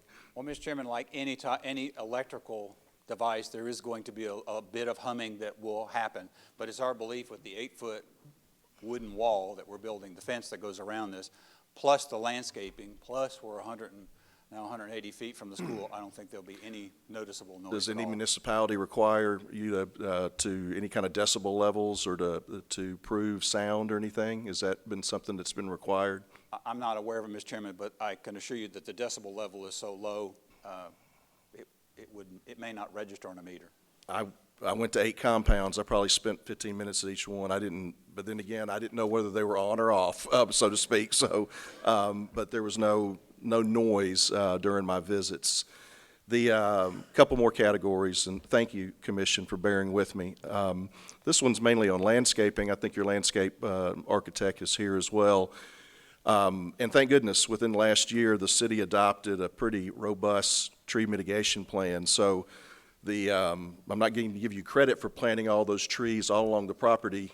I mean, you either had to pay money for those or plant them somewhere. We do appreciate that they're staying on the property. So the ones that are being removed, they're being planted at a certain caliper, and maybe tell us the species, how tall they'll get at maturity, and how long will it take to get those big trees that kind of guard the compound, I don't know, to give us an idea of when they're going to get a little fuller, I guess. And state your name for the record, please. Sure. Brandon Doss, Blair Parker Design, 5159 Wheelis Drive in Memphis, 38117. Sure. There's 3 types of species being planted, 2 oak species, and then 1 evergreen species that we're all familiar with, the southern magnolia. The 2.5-inch caliper is sort of the sweet spot, and I can go into this a lot, or I'll give you the Cliff Notes version first, but that's sort of the sweet spot. The larger the tree, the longer and less likely the tree is to adapt to its new conditions. However, obviously, the smaller the tree, the less immediate impact. 2 to 3 inches, 2.5 is really that sweet spot. For a large size at installation, most of these trees will be anywhere from 8 to 15 feet, just depending on growth habits at installation. And then, but that 2.5 inches is really the sweet spot to maximize immediate impact while also ensuring most likely that the tree will accept its new conditions. If it doesn't, that's something that the client will replace. And there's irrigation measures on these trees, temporary irrigation measures to help with that. What, for instance, at the 7-year mark, about how high approximately, I know you can't tell exact, approximately how high would the tree be? Sure, 7 to 10 years, you're going to get probably push the 20, 25 feet, just depending on how fast it takes off. At maturity, the approximate height? The southern mags at maturity are anywhere from 60 to 80 feet. Both oak species will push 60 to 100 feet, just depending on life expectancy. The oaks are really your 50 to 100-year trees, and your magnolias are a little less than that, but obviously those are the evergreens that will provide the year-round screening. That was my next question, the lifespan. And so you mentioned some form of irrigation. Is there permanent irrigation on the site, or is there some other form of irrigation? I mean, is there a sprinkler system or anything like that? I'm not aware of if the school itself has a sprinkler system. Cameron's shaking his head no, so I'm gonna go with that answer. Well, are y'all planning to providing the irrigation or watering? Yes, we're providing temporary irrigation bags, which are placed around the tree to irrigate the roots. Those are filled up by hand, more often in the summer, obviously, due to the heat, but less often in other seasons. And those will be left in place for 1 year, which is sort of the industry standard establishment period for these trees. Good. I appreciate that. Concludes the landscape questions. Couple other questions, and these are primarily about cellular service and data coverage on the site location specifically. And I think you already mentioned it earlier. Why is this site or this area important and strategic for cellular coverage? I think that's the red ring that you talked about earlier. It's all about the topography, the landscape. You could put it other places, but this one seemed to be the optimal spot. Is that safe to say? You can probably sum it better than me. Well, I think there's one misconception that we probably should clear, Mr. Mayor. This request was based on a tower company identifying a deficiency. They said, we need a tower here. Some may believe that this is speculating and we're going to, hey, this is a good spot. It was specifically, that circle was where they said that we needed to have a tower. When one takes a look at all the requirements for the setbacks, the frontage, all the other things, the amount of land that you need, this is the only site that's available. So to answer your question, yes, sir, this particular plan shows you the circle that to meet those requirements and not overlap or underlap other areas. Well, we get a lot of questions from our residents about whether other sites were considered or reviewed. I attended this meeting, so I know the answer to this, but if your client wants to chime in, either Shady Creek Homeowners Association approached Tower Ventures or Tower Ventures approached Shady Creek HOA to look at perhaps a site to be located in the common area that's close to the intersection of Poplar and Bracton, the area that you would know residences, a swimming pool and tennis courts and a clubhouse.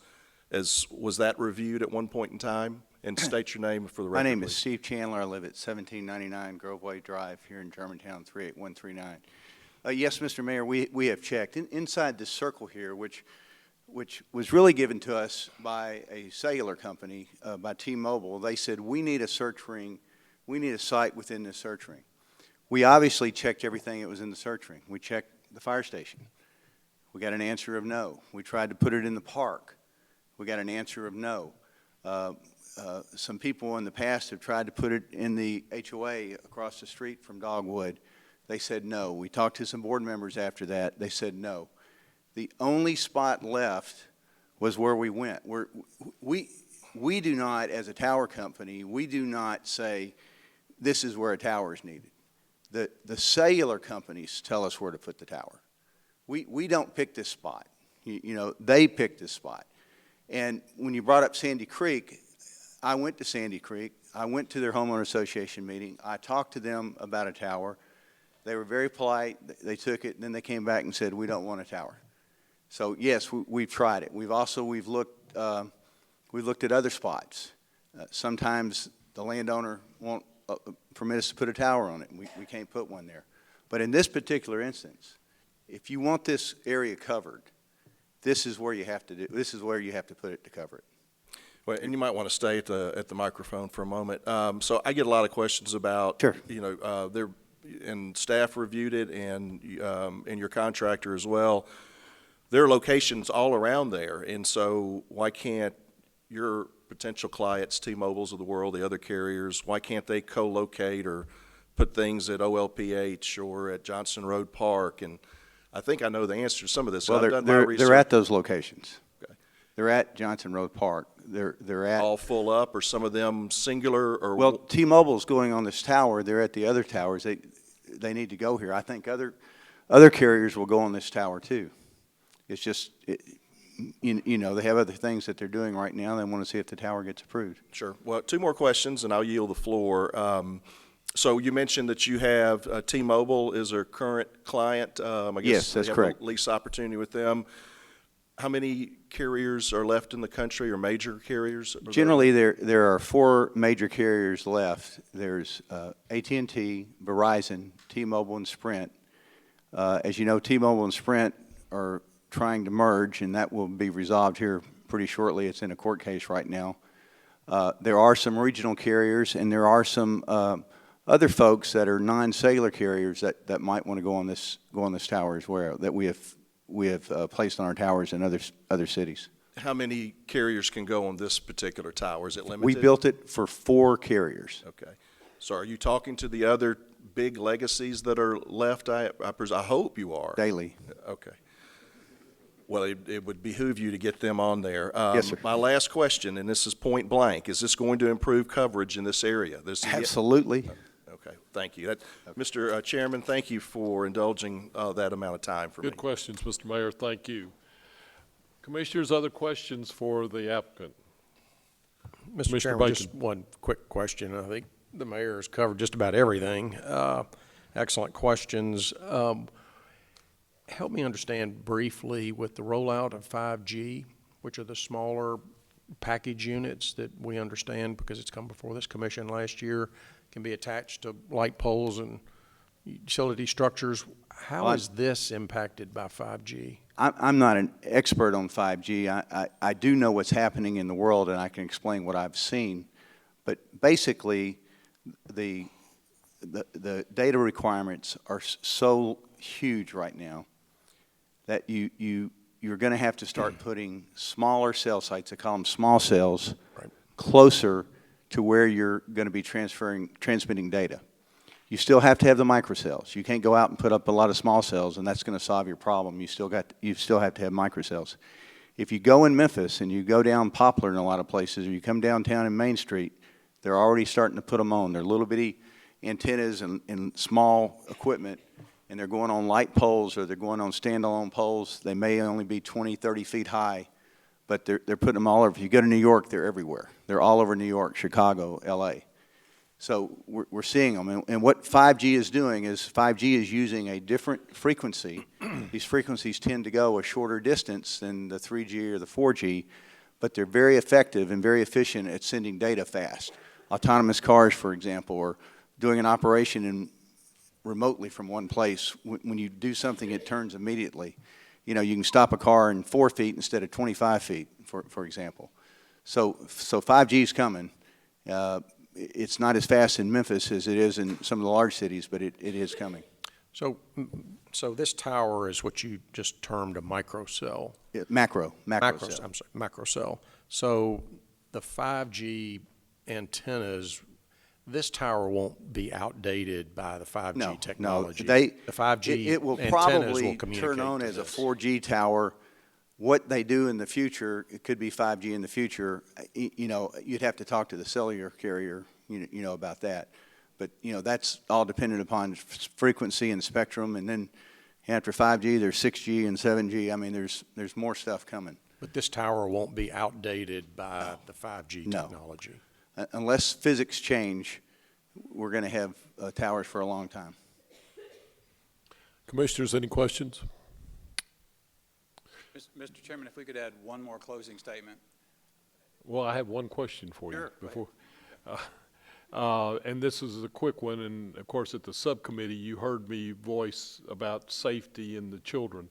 Yes, and I was hoping there'd be a representative from the school district here to reaffirm, but I assume you've talked to them about the structure around the cell tower, and that they concur that this is totally safe for our children and that there's no hazards there?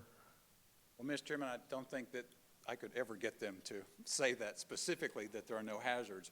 But the school board shared your concern, or the administration shared your concern of the fence, and then also the addition of the landscaping, which made it painful. Because if anyone's had the Nellie R. Stevens, they just grow into a wall. In fact, Mr. Mayor, when you went and looked at most of the towers around town, that is typically what we use around our towers, because they are so hardy, but they form a sense of security at the same time. You had one comment? Well, Mr. Chairman, it was pointed out to me one thing that I had never thought about. We've all gotten so used to our cell phones, I don't have to tell you how much we look at them. But when someone told me that the first time that we were able to put our hands on an iPhone was in June of 2007, I ask you to keep one thing in mind. How much do you use it now compared to what you did then? When we get up, we check the weather, we have emails. Our world is now changed by this tool that was at one time something fun to now a safety factor. When my wife walks, she takes the phone. When we go out, we all have our phones. It is now integral, and what's changed since 2007 is that most people don't have landlines. That number is going down. Thank you, Mr. Chairman. Thank you. Ladies and gentlemen, I appreciate your attention. Why don't we take a short break for 10 minutes, and then we will come back and we will hear people who are supporting this program and people who are opposed to it, and go from there.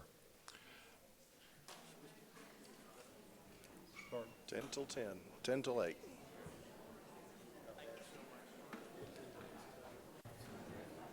I'm going to be timing it. Yeah, I could do restrooms, pizza. Yeah. You go in the restroom?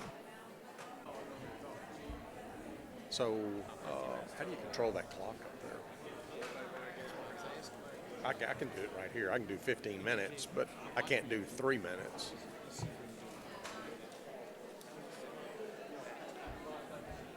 Yes, thank you.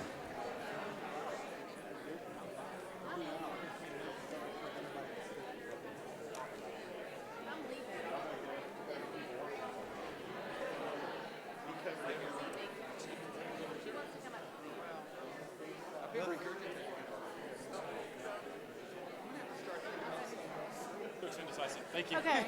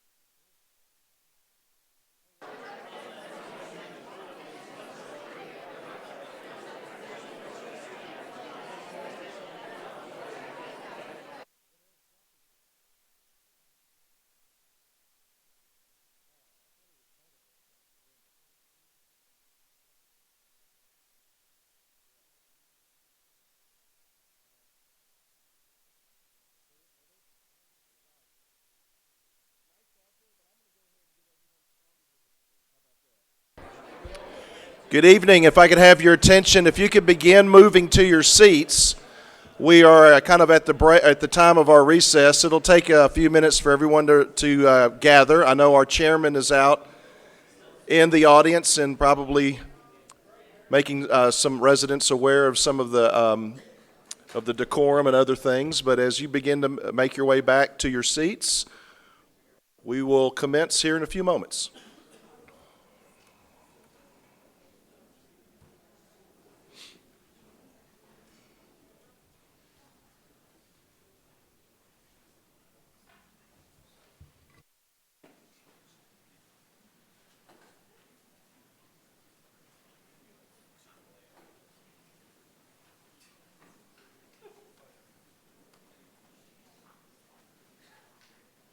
Mr. Mayor, thank you. I appreciate you bringing me back on task.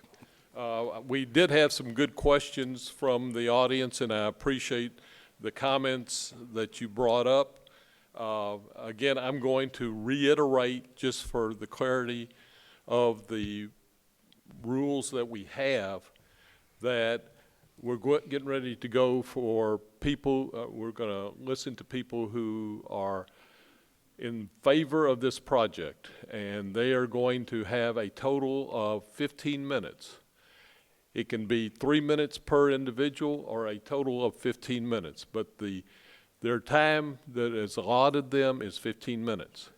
Then we will go to folks in opposition. Again, you will have 3 minutes per speaker, or you'll have a total and a max of 15 minutes total. I think many of you have already kind of gotten together and formed who you're going to have speak, and that's great. That's what we were encouraging you to do. I'm going to remind you, I don't think I have to remind you because you guys have been so good during this first half of the session. But again, decorum, we're great Germantown citizens, and we want to project that. So even though you may not agree with somebody, please keep it to yourself, okay?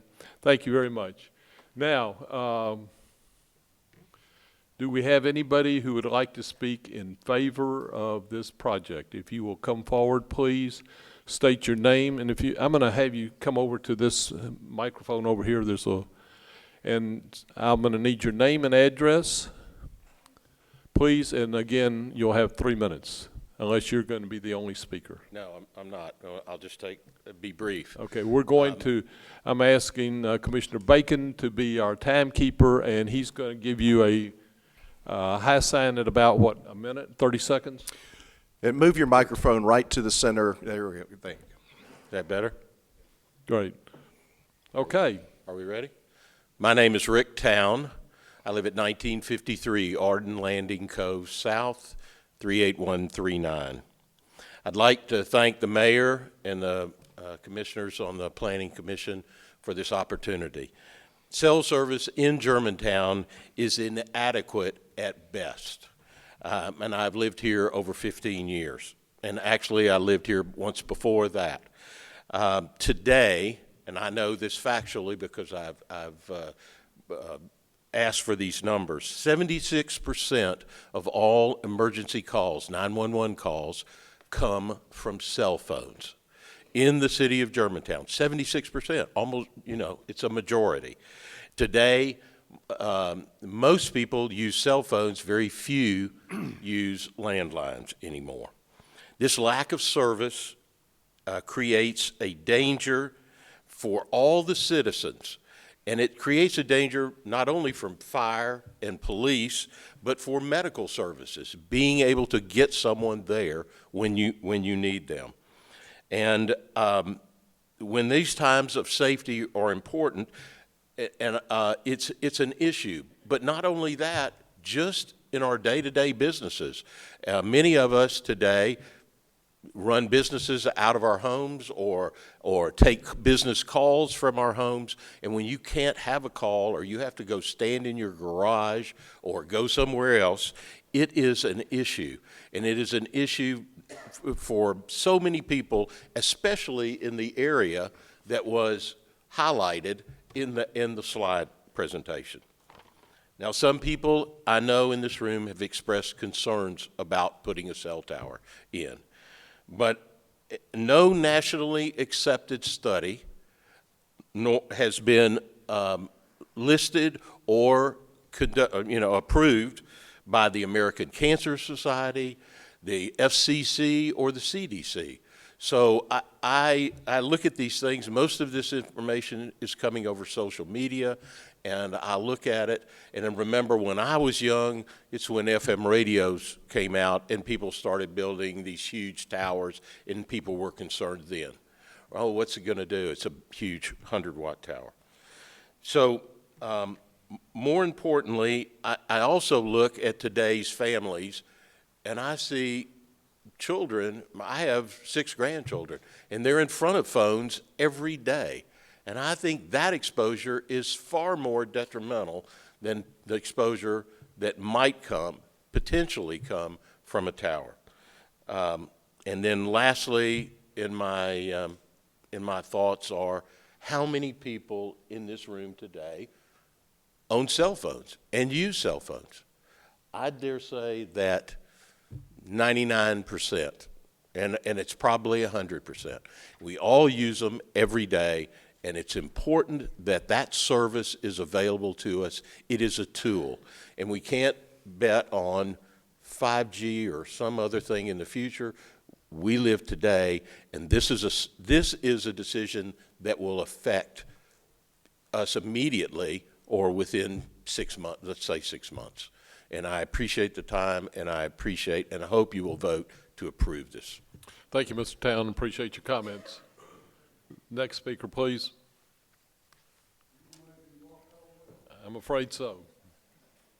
Good exercise.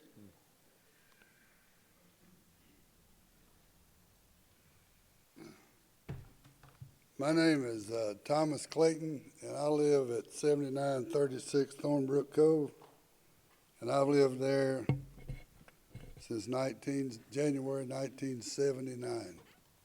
Same address, same phone number.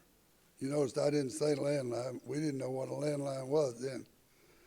But anyway, in those 41 years, I've seen a lot of changes in Germantown, some good, some bad. I've seen four-way stop signs change to traffic lights with a countdown on a digital counter. I've seen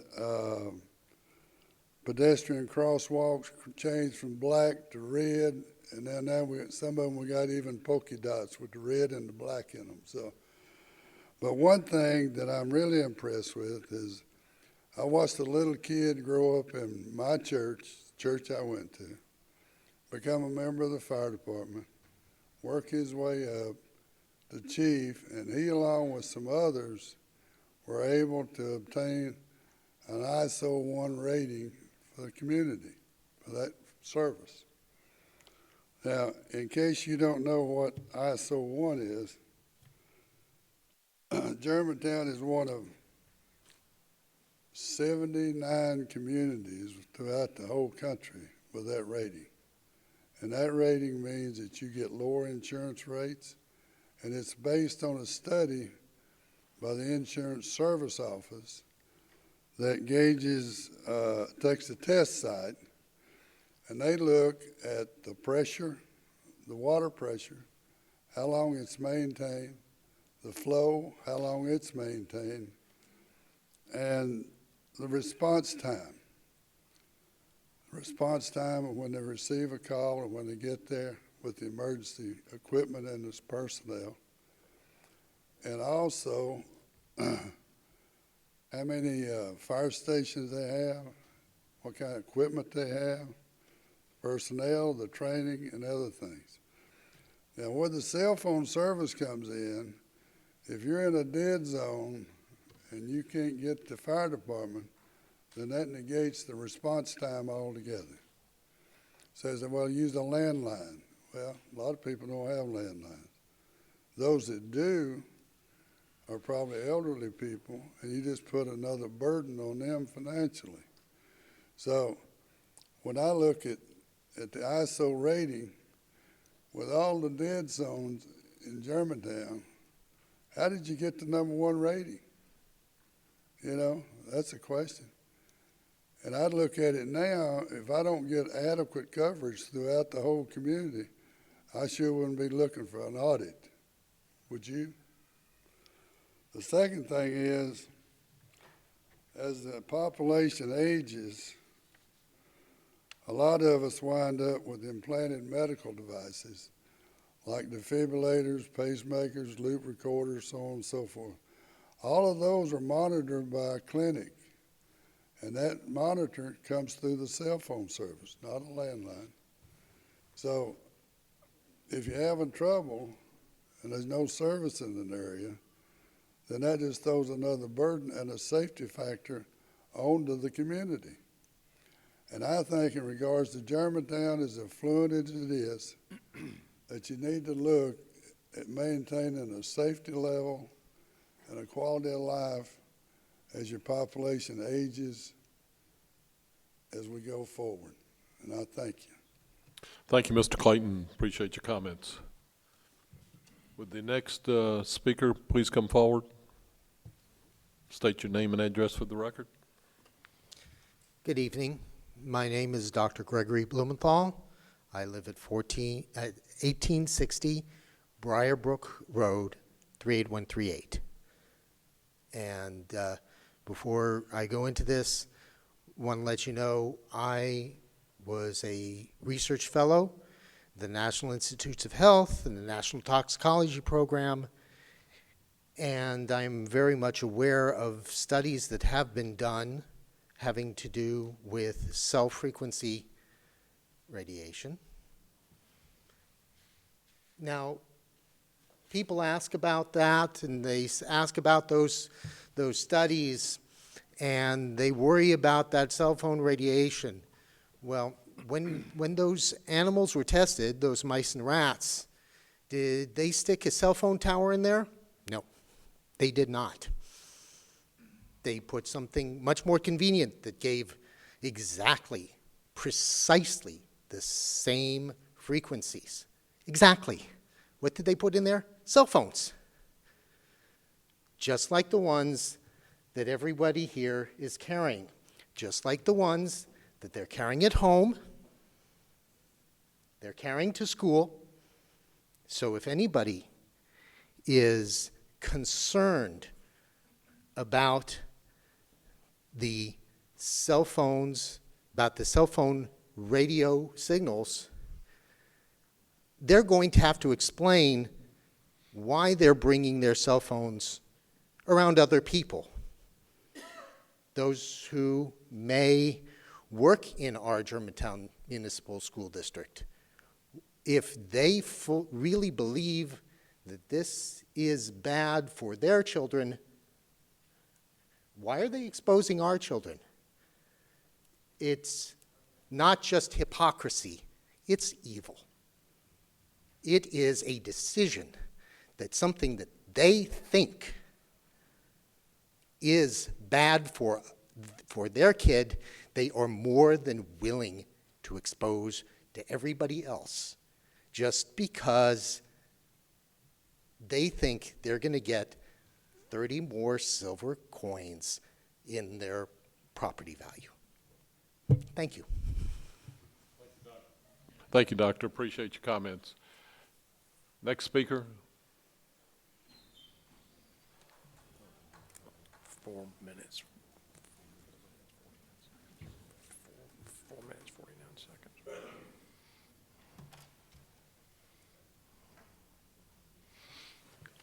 Good evening. My name is John Ulicky. I live at 1792 Wellesley Drive, 38139. Safety is a critical issue for all of us, and the city works hard to minimize the response time for emergency services. Yet the biggest weakness in all of this is our citizens' ability to reliably contact emergency services. Dropped calls, incomplete calling, and poor quality of transmission are simply not acceptable. Our Enclave Estates Homeowners Association Board recently went door to door to finish getting votes on a covenant change. I visited with over 25 of our homeowners and discussed our life in our subdivision. While I'm not here in an official capacity for the HOA, the number one complaint raised by nearly all that I spoke with was the terrible cell service and not being able to call 911 and not what a safety hazard it is. One doctor shared with me the experience of not being able to call 911 for one of his children. Last summer, I volunteered to work on one of the flooded houses near Dogwood School. My wife could not even get a call through to me. I had to drive several blocks to get a signal. This is unacceptable. We can and must do better. Thank you. Thank you, Mr. Ulicky. And is this our last speaker? 3 minutes left. 3 minutes left.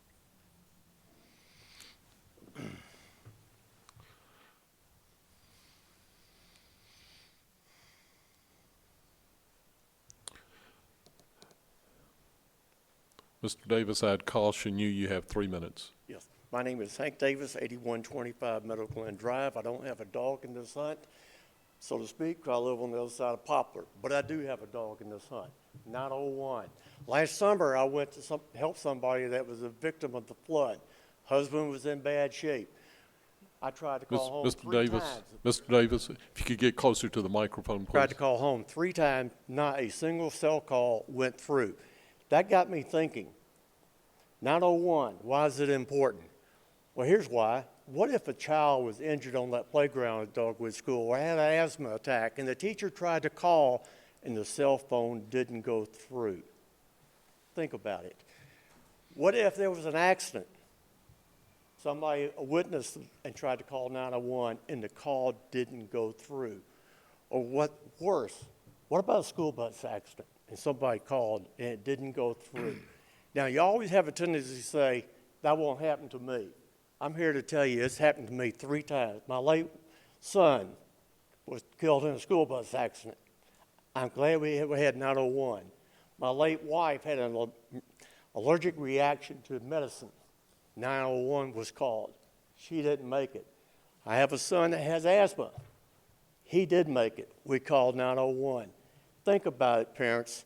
901 is critical, and it has to work 100% of the time. Thank you. Thank you, Mr. Davis.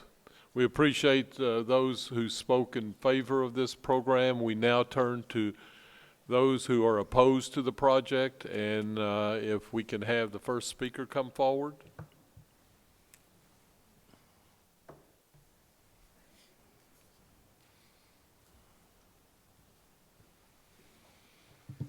I'm Jay Dawson. I live at 2388 Willinghurst Drive. My property backs up directly to where the cell tower is going to go. So my property line will be 150 feet away from the cell tower. I have 2 kids that attend Dogwood School. They and all their friends go through our yard, into the park, and to the school, so I have a lot of concerns about safety. You know, if 90 by 30 foot containment area for 140 feet, you know, how much does it take for a piece of anything to fall off that tower to get outside of that building? I also live at the bottom of the hill, so that hill where the tower is going to be is down, it's graded down below where that tower will sit, and already it has a lot of problems with water and flooding, and you're putting in a 14-foot asphalt road. I have a lot of concerns of where that water is going to go. I know we talked about a plan for the water, but I don't know if it's been considered for the 100-year flood plan, if there's been any consideration for how much additional water could come at any given time. So me and a lot of the neighbors we have a lot of concerns on flooding and the safety of our kids. I'm trying to make this brief because I know we have a lot of other people to speak. Thanks. Mr. Dawson, thank you. Good comments. Next speaker, please.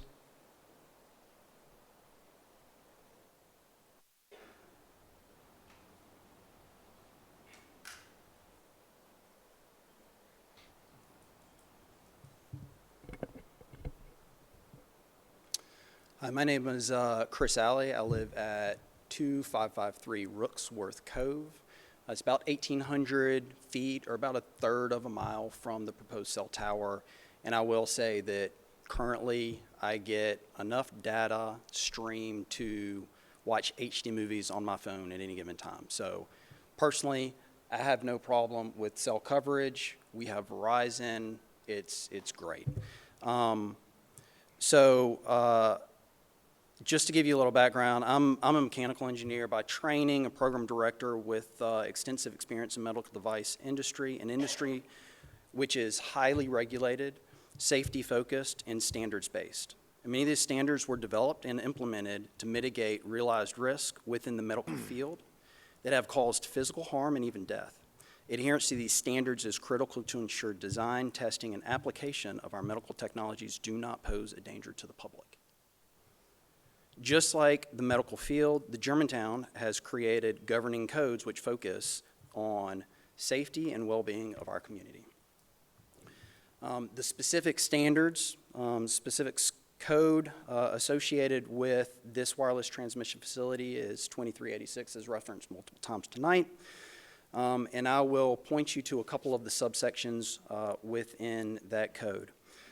Specifically, the minimum standard states all wireless transmission facilities shall be subject to the technical and development standards of this chapter, to the minimum standards, and to preserve and protect the character of the district in which the proposed use is located. That's subsection C2. In this case, we're talking about installing a WTF, or wireless transmission facility, in an area currently used by an elementary school, public park, and within 35 feet of a children's playground. Second, there's the setback requirement, which was spoken to earlier tonight. The minimum distance from the base of the tower to any right-of-way and adjoining property line shall be equivalent to or greater than the height of the tower plus 10 feet. This is 150 feet, as referenced earlier. The standard continues to state no buildings or structures shall be located within the setback area. There is no definition for a safe fall zone.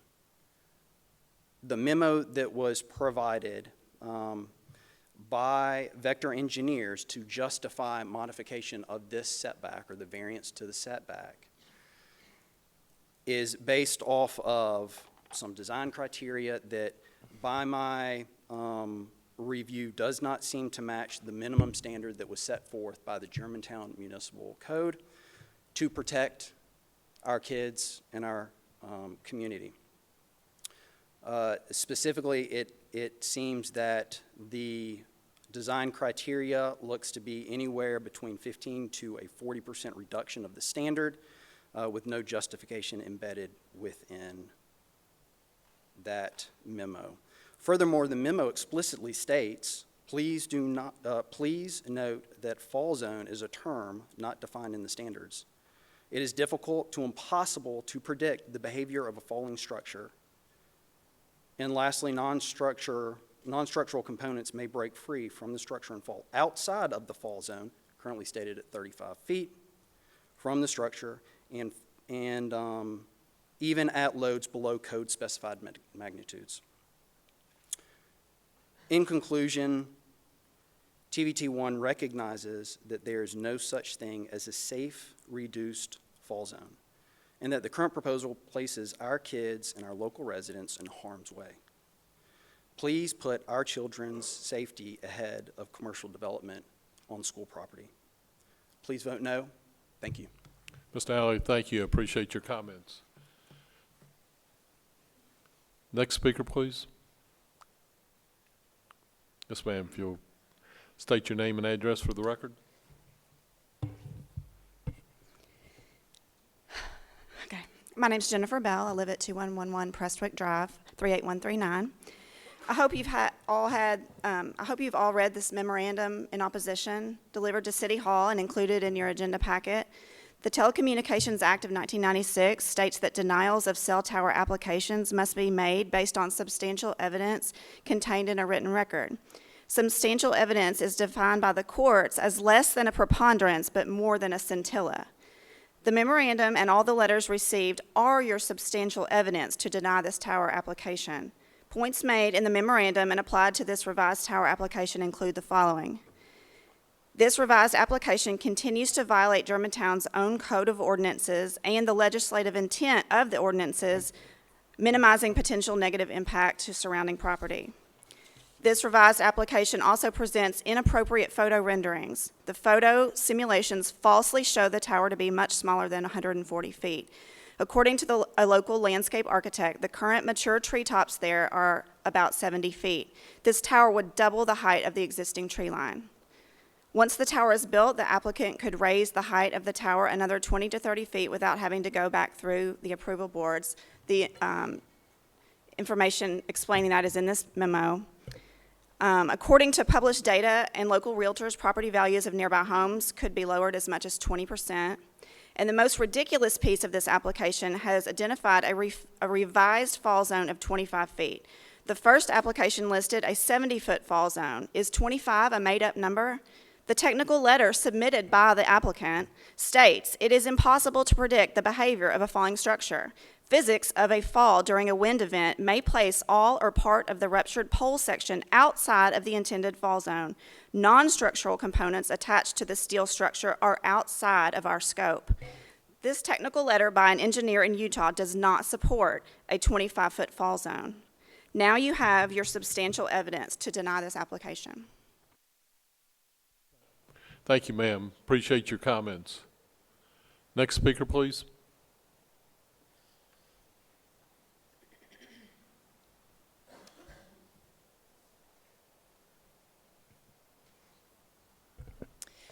Hi, my name is Dr. Nora Daher. I am up. There you go.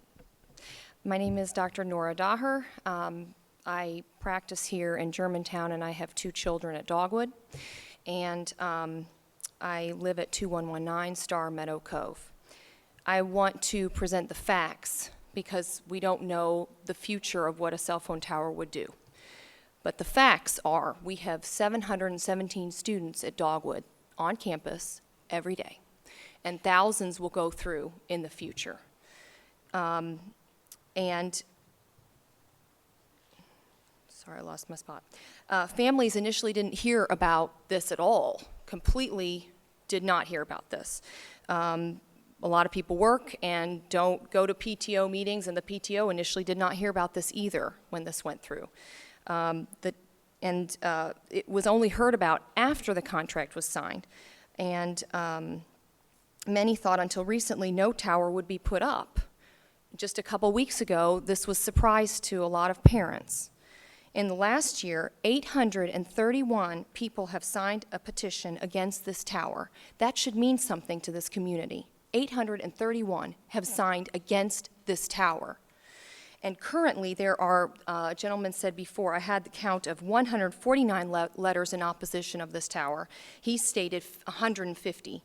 37 was initially what we counted before in favor. It's now 40. We have more majority against than for the tower.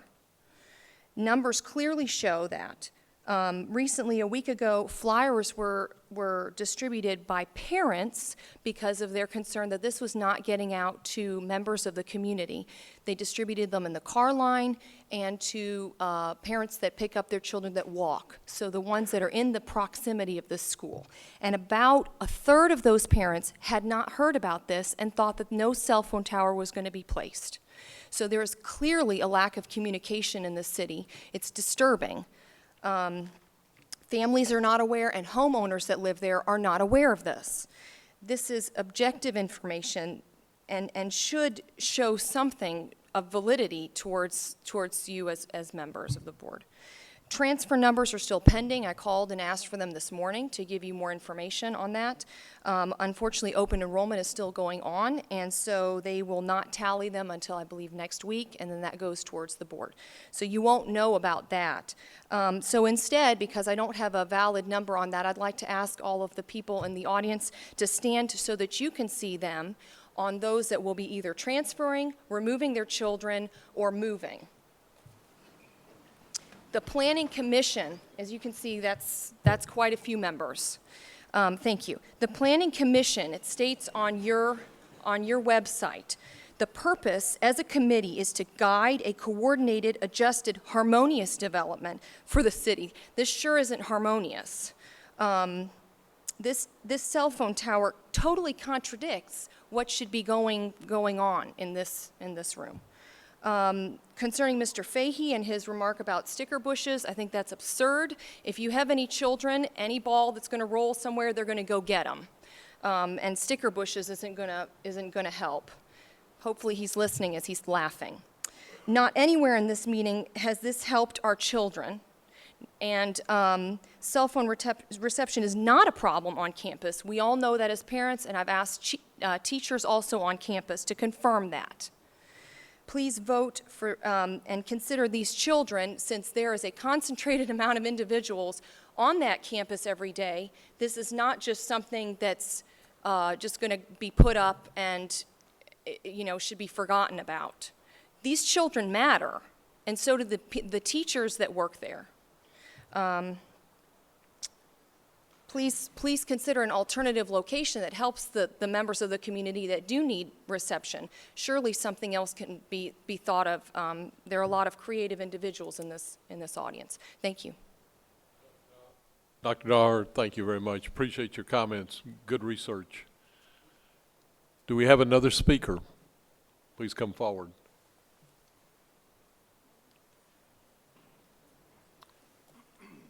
You've got approximately 3 minutes. Okay, I had a nice prepared speech that was going to be 3 minutes, but I'm going to do what I can, my best, to get all these points across that I've taken in tonight. I'm Carrie Alley. I'm at 2553 Rooksworth Cove. You've met my very intelligent husband. I'm also an engineer. I'm a biomedical research engineer, but I'm taking some time off to be with my kids and to volunteer at our school. I am our PTO new parent liaison. I love my job being an ambassador for our school. I have the great opportunity of being a spokesperson for our school, welcoming new families. I really became concerned about this cell tower when it started driving new families away. You'll see it's driving current families away. I gave a tour last week of a parent wanting to switch from private to the fantastic public school of Dogwood Elementary. I do these a lot. But she said she was concerned that there was a proposal for a cell tower to go on the school property, so not only was she touring Dogwood Elementary, but she was also going to tour other schools. That makes me sad because I love our school and I don't want there to be anything standing in the way of a parent's decision to put their child somewhere. And it's not just that there's a cell tower there, it's that there's a cell tower on the playground. I heard Mr. Ross share examples of OLPH. They do have a cell tower on their property. It is not on the playground. Madonna Learning Center, again, it's in the front drive of the property. There's one also on Millstone in the back there. And there's some also on the utility lines there, but again, none of them are on the playground structures. This is unprecedented for equipment like this being placed on a playground. It's an attractive nuisance, which is a new legal word that I've used in the past, or learned in the past year since we started getting involved with this. It's near where young children who can't read, we've got kindergartners, we have a preschool, they're going to be drawn to it. It's something new. For as long as they've been alive, they've been allowed to explore those woods, to build teepees in the woods, to create adventures together. I'm legitimately concerned about a 8-foot fence now and a 3 to 4 foot retaining wall surrounding that. I'm also concerned because I was out there the morning that the surveyors came out there and they did not check in at the front desk. In fact, a friend of mine observed that and we went and walked into the front desk and made sure that the school was aware. They might have been aware, but they did not check in at the front desk. I also want to make you aware that, as was mentioned before, we do not have cell coverage problems in our school. Boosters have been installed. We can make cell calls in our school now. That was an issue before September 2018 when this was first approved by our school board. It was sold to us under the impression that this was what our school needed for safety. I went back and watched the videos from September 2018 when it went before the school board, and I went and watched the zoning board meeting from December 2018. Both of those used the justification of needing to make emergency phone calls from the school within the building. I have since learned that this 140-foot tower has broadside radio frequencies and our school will actually be in a dead zone. So when I hear arguments about radiation, we're not concerned with radiation. We're concerned about this being a safety issue for our children on the playground. I am a little concerned about why we were led to believe this was a safety issue. 30 seconds. Am I all done? Okay. We were a little misled, and that frustrates me. We're stuck in this contract without an exit, and we're asking the city to vote no and to help us get out of this. Thank you. Mrs. Alley, thank you very much for your presentation. Ladies and gentlemen, just a comment. Obviously, there's a lot of passion here, both for and against, and as citizens of our great community, it's great to see it, okay? That's what makes this a special place, because we care. So I'm not sure how the vote will come out, but the presentations have been excellent and very well thought out, very well researched, and I think it might be appropriate. Mr. Fay, I'd like for you to come up and take 5 minutes. Ladies and gentlemen, what I'm doing is to try, I think there were some very good points that were brought up, and I want to hear what he has to say about the floods, about the 25-foot drop zone.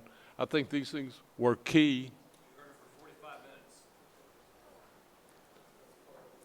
I'm being told by Mr. Ross that this is part of the bylaws that has to be, it's a rebuttal period, and I think it would be worthwhile listening to.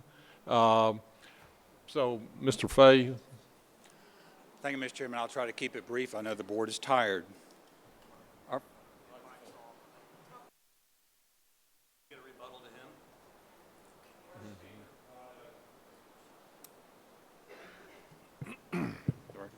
Our first speaker brought up questions about drainage.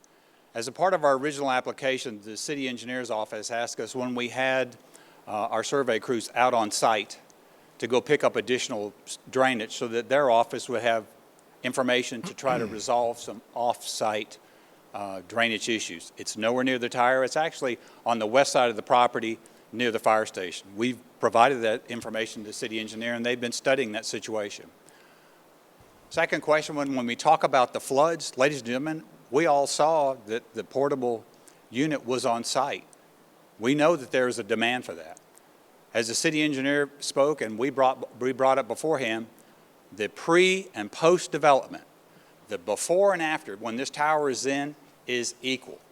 In this particular application, the site, the existing property today, is raw ground. When we are done with this site, we will be putting in a gravel surface. Both are pervious. The discharge rates will be low. As Tim had said earlier, we're not seeing any scouring. We will continue to monitor that. We also will be under a 1-year warranty period in the event something happens that the city engineer. That's standard language. The second speaker brought up the exact reason why there is a need for the tower. If you're watching HD movies on your phone, you're drawing a lot of data. In 2007, you weren't able to do that. That is exactly the reason. In 2007, when the iPhone came out, we were all probably using our phones for 90% of our calls. Some of us even knew how to text. I didn't. But now that number has flipped, and that demand is exactly what the problem is today.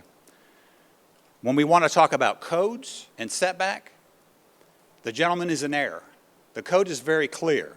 The setback is the height of the tower plus 10 feet, unless you can provide an engineer's letter that says that that tower will fall upon itself. At that time, that creates the setback. I'll say that one more time. The code says specifically it is the tower height plus 10 feet, unless you can provide an engineer's letter. At which time, if you provide the engineer's letter, that digit is no longer applicable. As Cameron said in his presentation, we meet all of the criteria. Not part of it, all of the criteria. Ladies and gentlemen, I am not sure what to say about this memo. It's obviously a copy of another document. The document is severely flawed. It talks about maps and things that you've seen that aren't in that plan. It talks about inappropriate elevations. We spent a great deal of time making sure those were accurate.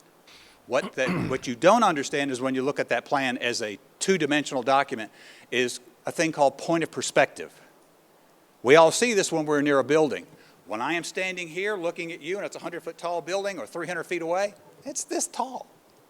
But now when I have a hill in there, it's actually getting shorter because there is something breaking my point of perspective. I assure you those documents are correct. When our fourth speaker came up and talked about the issues in so much as emails against and for, ladies and gentlemen, we did not believe that that was in the best interest to bombard this body with 400 emails. 400 emails still do not even give you an idea or the digit they're telling you of the number of people who are actually being affected. Unfortunately, in our society today, unless it's a problem, they'll take care of it. Most people assume the tower's already been approved. In the last month, I've had more people ask me, where is it? Well, we haven't gotten it approved yet. They've assumed that this tower was in place. Unfortunately, in this business and in many cases that you see, we have a thing that we all know, it's NIMBY, not in my backyard. What you did here today from our presentation and from staff, that there are plenty of towers near and around schools. Our fourth speaker brought up a question that is extremely concerning, and I brought this up originally in my presentation. There was a lot of misunderstandings. This tower is not in the playground. It's in the trees. It's in the wooded area. The grass. Ladies and gentlemen. The grass area where the fields are that the school considers to be the playground area is where we moved it away from. In our other presentations at the DRC, we were asked to get our trees and our towers out of that grass area, and we've tried to do that on our own without any application. And also we'll bring this up that our surveyors, it was brought up that our surveyors did run into one of the mothers. Our surveyor was approved by administration the day before they could go on the site. They were already approved by administration, and they knew our surveyors were coming out there, and we get authorization from them in advance. So, Mr. Chairman, as I said before in my prior presentation, we meet the regulations. Staff has said we meet the regulations. This application, even though it has been a long night, is a simple case. The tower has been flipped. It's just on the north side, on the south side of this access drive. We've pushed everything back and we've added more landscaping, we've added more trees. We've tried to take our current regulations and apply them to this site.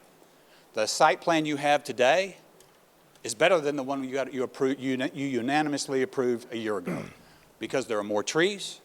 It's now outside of that play area that the neighbors asked us to, and we believe that this particular location will serve everyone best and have a minimal impact on anyone else. Thank you, Mr. Chairman. Thank you, Mr. Fagan. That concludes the open portion of the meeting, citizens to be heard. We now move to a motion. Do we have a motion?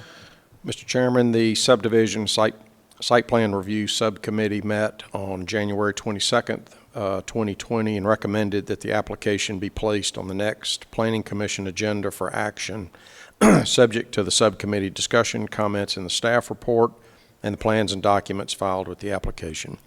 On January 28th, 2020, the applicant submitted revised plans which addressed some of the TAC comments.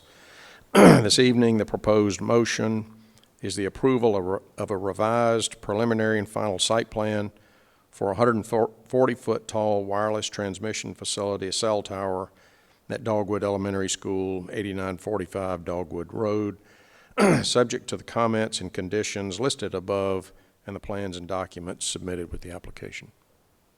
We have the motion. Do we have a second? I'll second it. We have a motion and a second.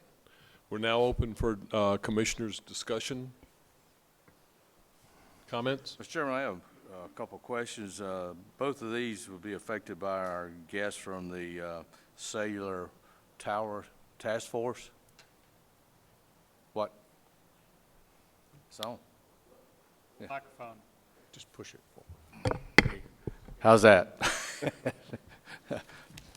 I guess I'm used to my wife telling me to stop talking. But anyway, I think we have Chief Beeman and Mr. Fisher from our IT department here tonight. I have a couple of questions to ask them just to make sure I have an understanding, because the comment's been made quite often that we need it for safety, and I just want to make sure how you perceive and understand cellular system works, okay? First question is in regard, we have one right now provider being put on this tower, which is T-Mobile. And there's basically 3 or 4 more providers out there. If I'm not one of those people that have a T-Mobile phone and I call 911, how does that help me to be more safe to having that tower there? So when you call 911, your phone is going to try to use whatever provider you're subscribed to. If that provider is not available, then your phone will look for another provider to send that call across. And so if you're on some provider besides T-Mobile and you have no service, if T-Mobile has service, your phone will try to use that and make that 911 call. Okay, so the 911 call can be made by any provider as long as it has a signal or It service. has a signal, even if you have a phone that has no service, that has no subscription plan, that phone can still make a 911 call. Okay. That answers that question. Next question directed to the chief. In regard to your onboard data, how is that used by both police and fire in regard to your calls? Well, in regards to calls, both the fire department and the police department, we utilize the cellular network to maintain communications with dispatch, with the computer-aided dispatch system. That allows them to push out calls and updated information, and allows us to check and update our status as far as our location, when we're on the scene, and any additional resources that we might need. Does the system that you have, is it the FirstNet system, is that correct? That's correct. And it is basically backed by AT&T, correct? AT&T runs the network. Runs the and that's by federal mandate, correct? Yes, sir. Okay. FirstNet is a federal program. Right, federal program. So basically, right now, you're needing AT&T to be on as many towers as possible for your system to work the best. That's FirstNet does leverage AT&T towers, yes. Okay. All right, that basically answered my questions as far as safety is concerned. I don't have any more right now, Mr. Chairman. Thank you, Commissioner. Other commissioners, questions? Commissioner Clark? Yeah, I guess I'm just stuck on this landscaping. What the plan on here that we've got in our packet did not show the additional landscaping that was shown on the plans up there that Mr. Fay showed.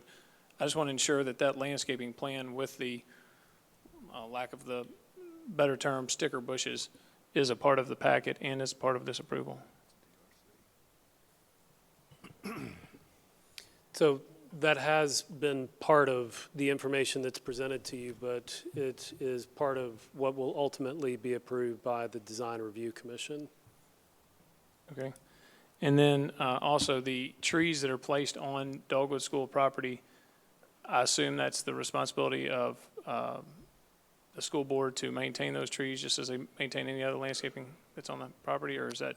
It'll be part of the development agreement and that maintenance that Mr. Fay referred to of the first year of warranty period. So it would be a responsibility of Tower Ventures as part of the maintenance within the development agreement approved before the city releases that property. So, for instance, if those trees are planted on June 1, 2020, and comes to May 30th, 2021, and some of those trees are dead, then under the stipulations of the development agreement, those trees have to be replanted in order to make sure that they are healthy trees.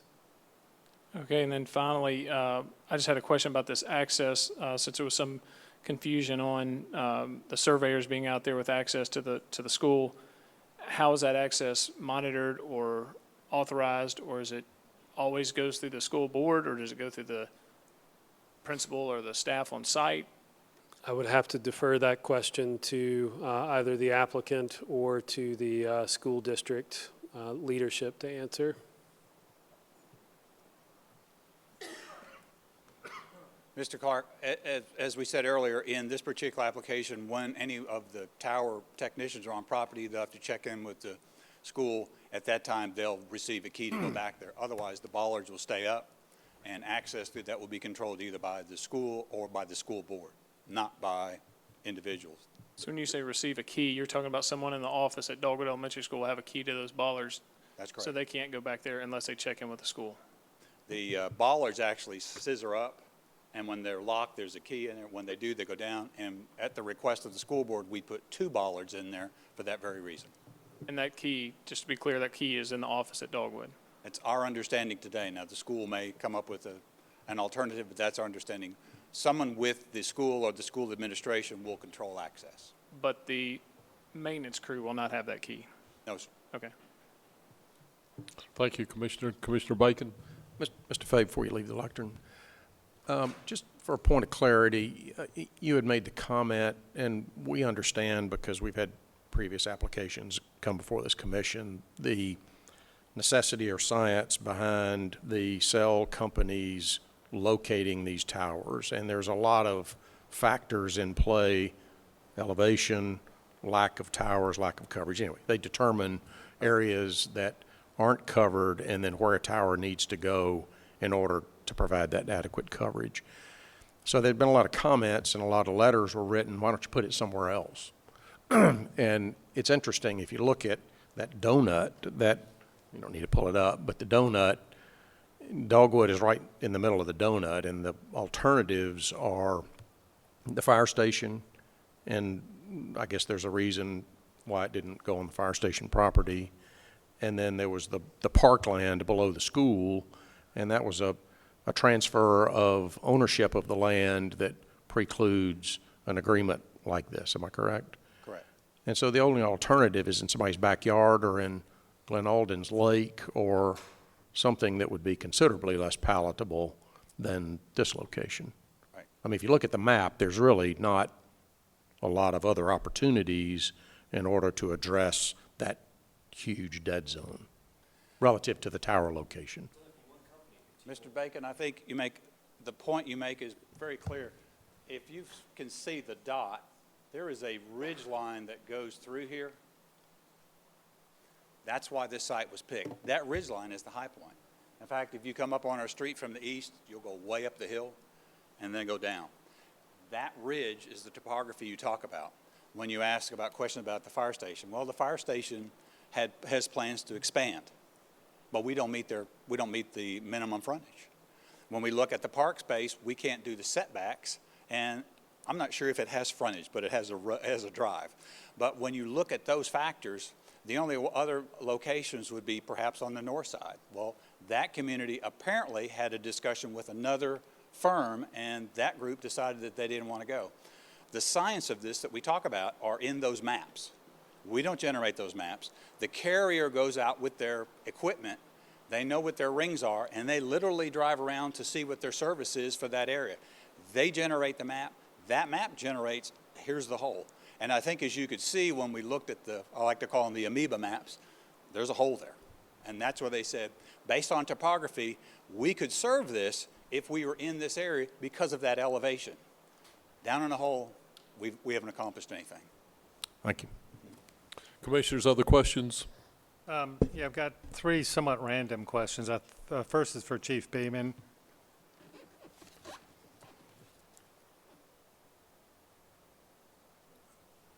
One of the spokespersons gave us a pretty compelling statistic earlier that 76% of all 911 calls coming into the Germantown, either fire department or police department, are from cellular phones. Is that consistent with your data? If I could I allow IT Director Tony Fisher to answer Absolutely. that question? I should. So that is correct. That actually came from data that is collected here on site from our 911 center. Okay. And in fact, only 6.6% of the 911 calls now come in from residential landline service. Thank you. And I also understand that there's no one from Germantown Municipal School System leadership here tonight. Is that correct? And a spokesperson for that organization, is that correct? Other than the woman who spoke earlier on the PTO, from the PTO? Okay. And third question, again, I mentioned these are all somewhat random, but I thought I saw Mr. Fahey. Commissioner Hernandez. Oh, yes, sir. There is a member of the school board here, but from administration, no, there is no one. Thank you. And Mr. Fahey, I think on one of the photos that you showed of the existing trees and some lines that were drawn, I thought I heard you say that one of the 36-inch trees that was destined to be removed has subsequently fallen, I guess, by natural causes. Is that correct? Yes, sir. It has fallen, and obviously now that we can see in it, we can tell it's dead. Is that tree located proximate to the enclosure that you plan on building? Yes, sir. It is directly in the middle.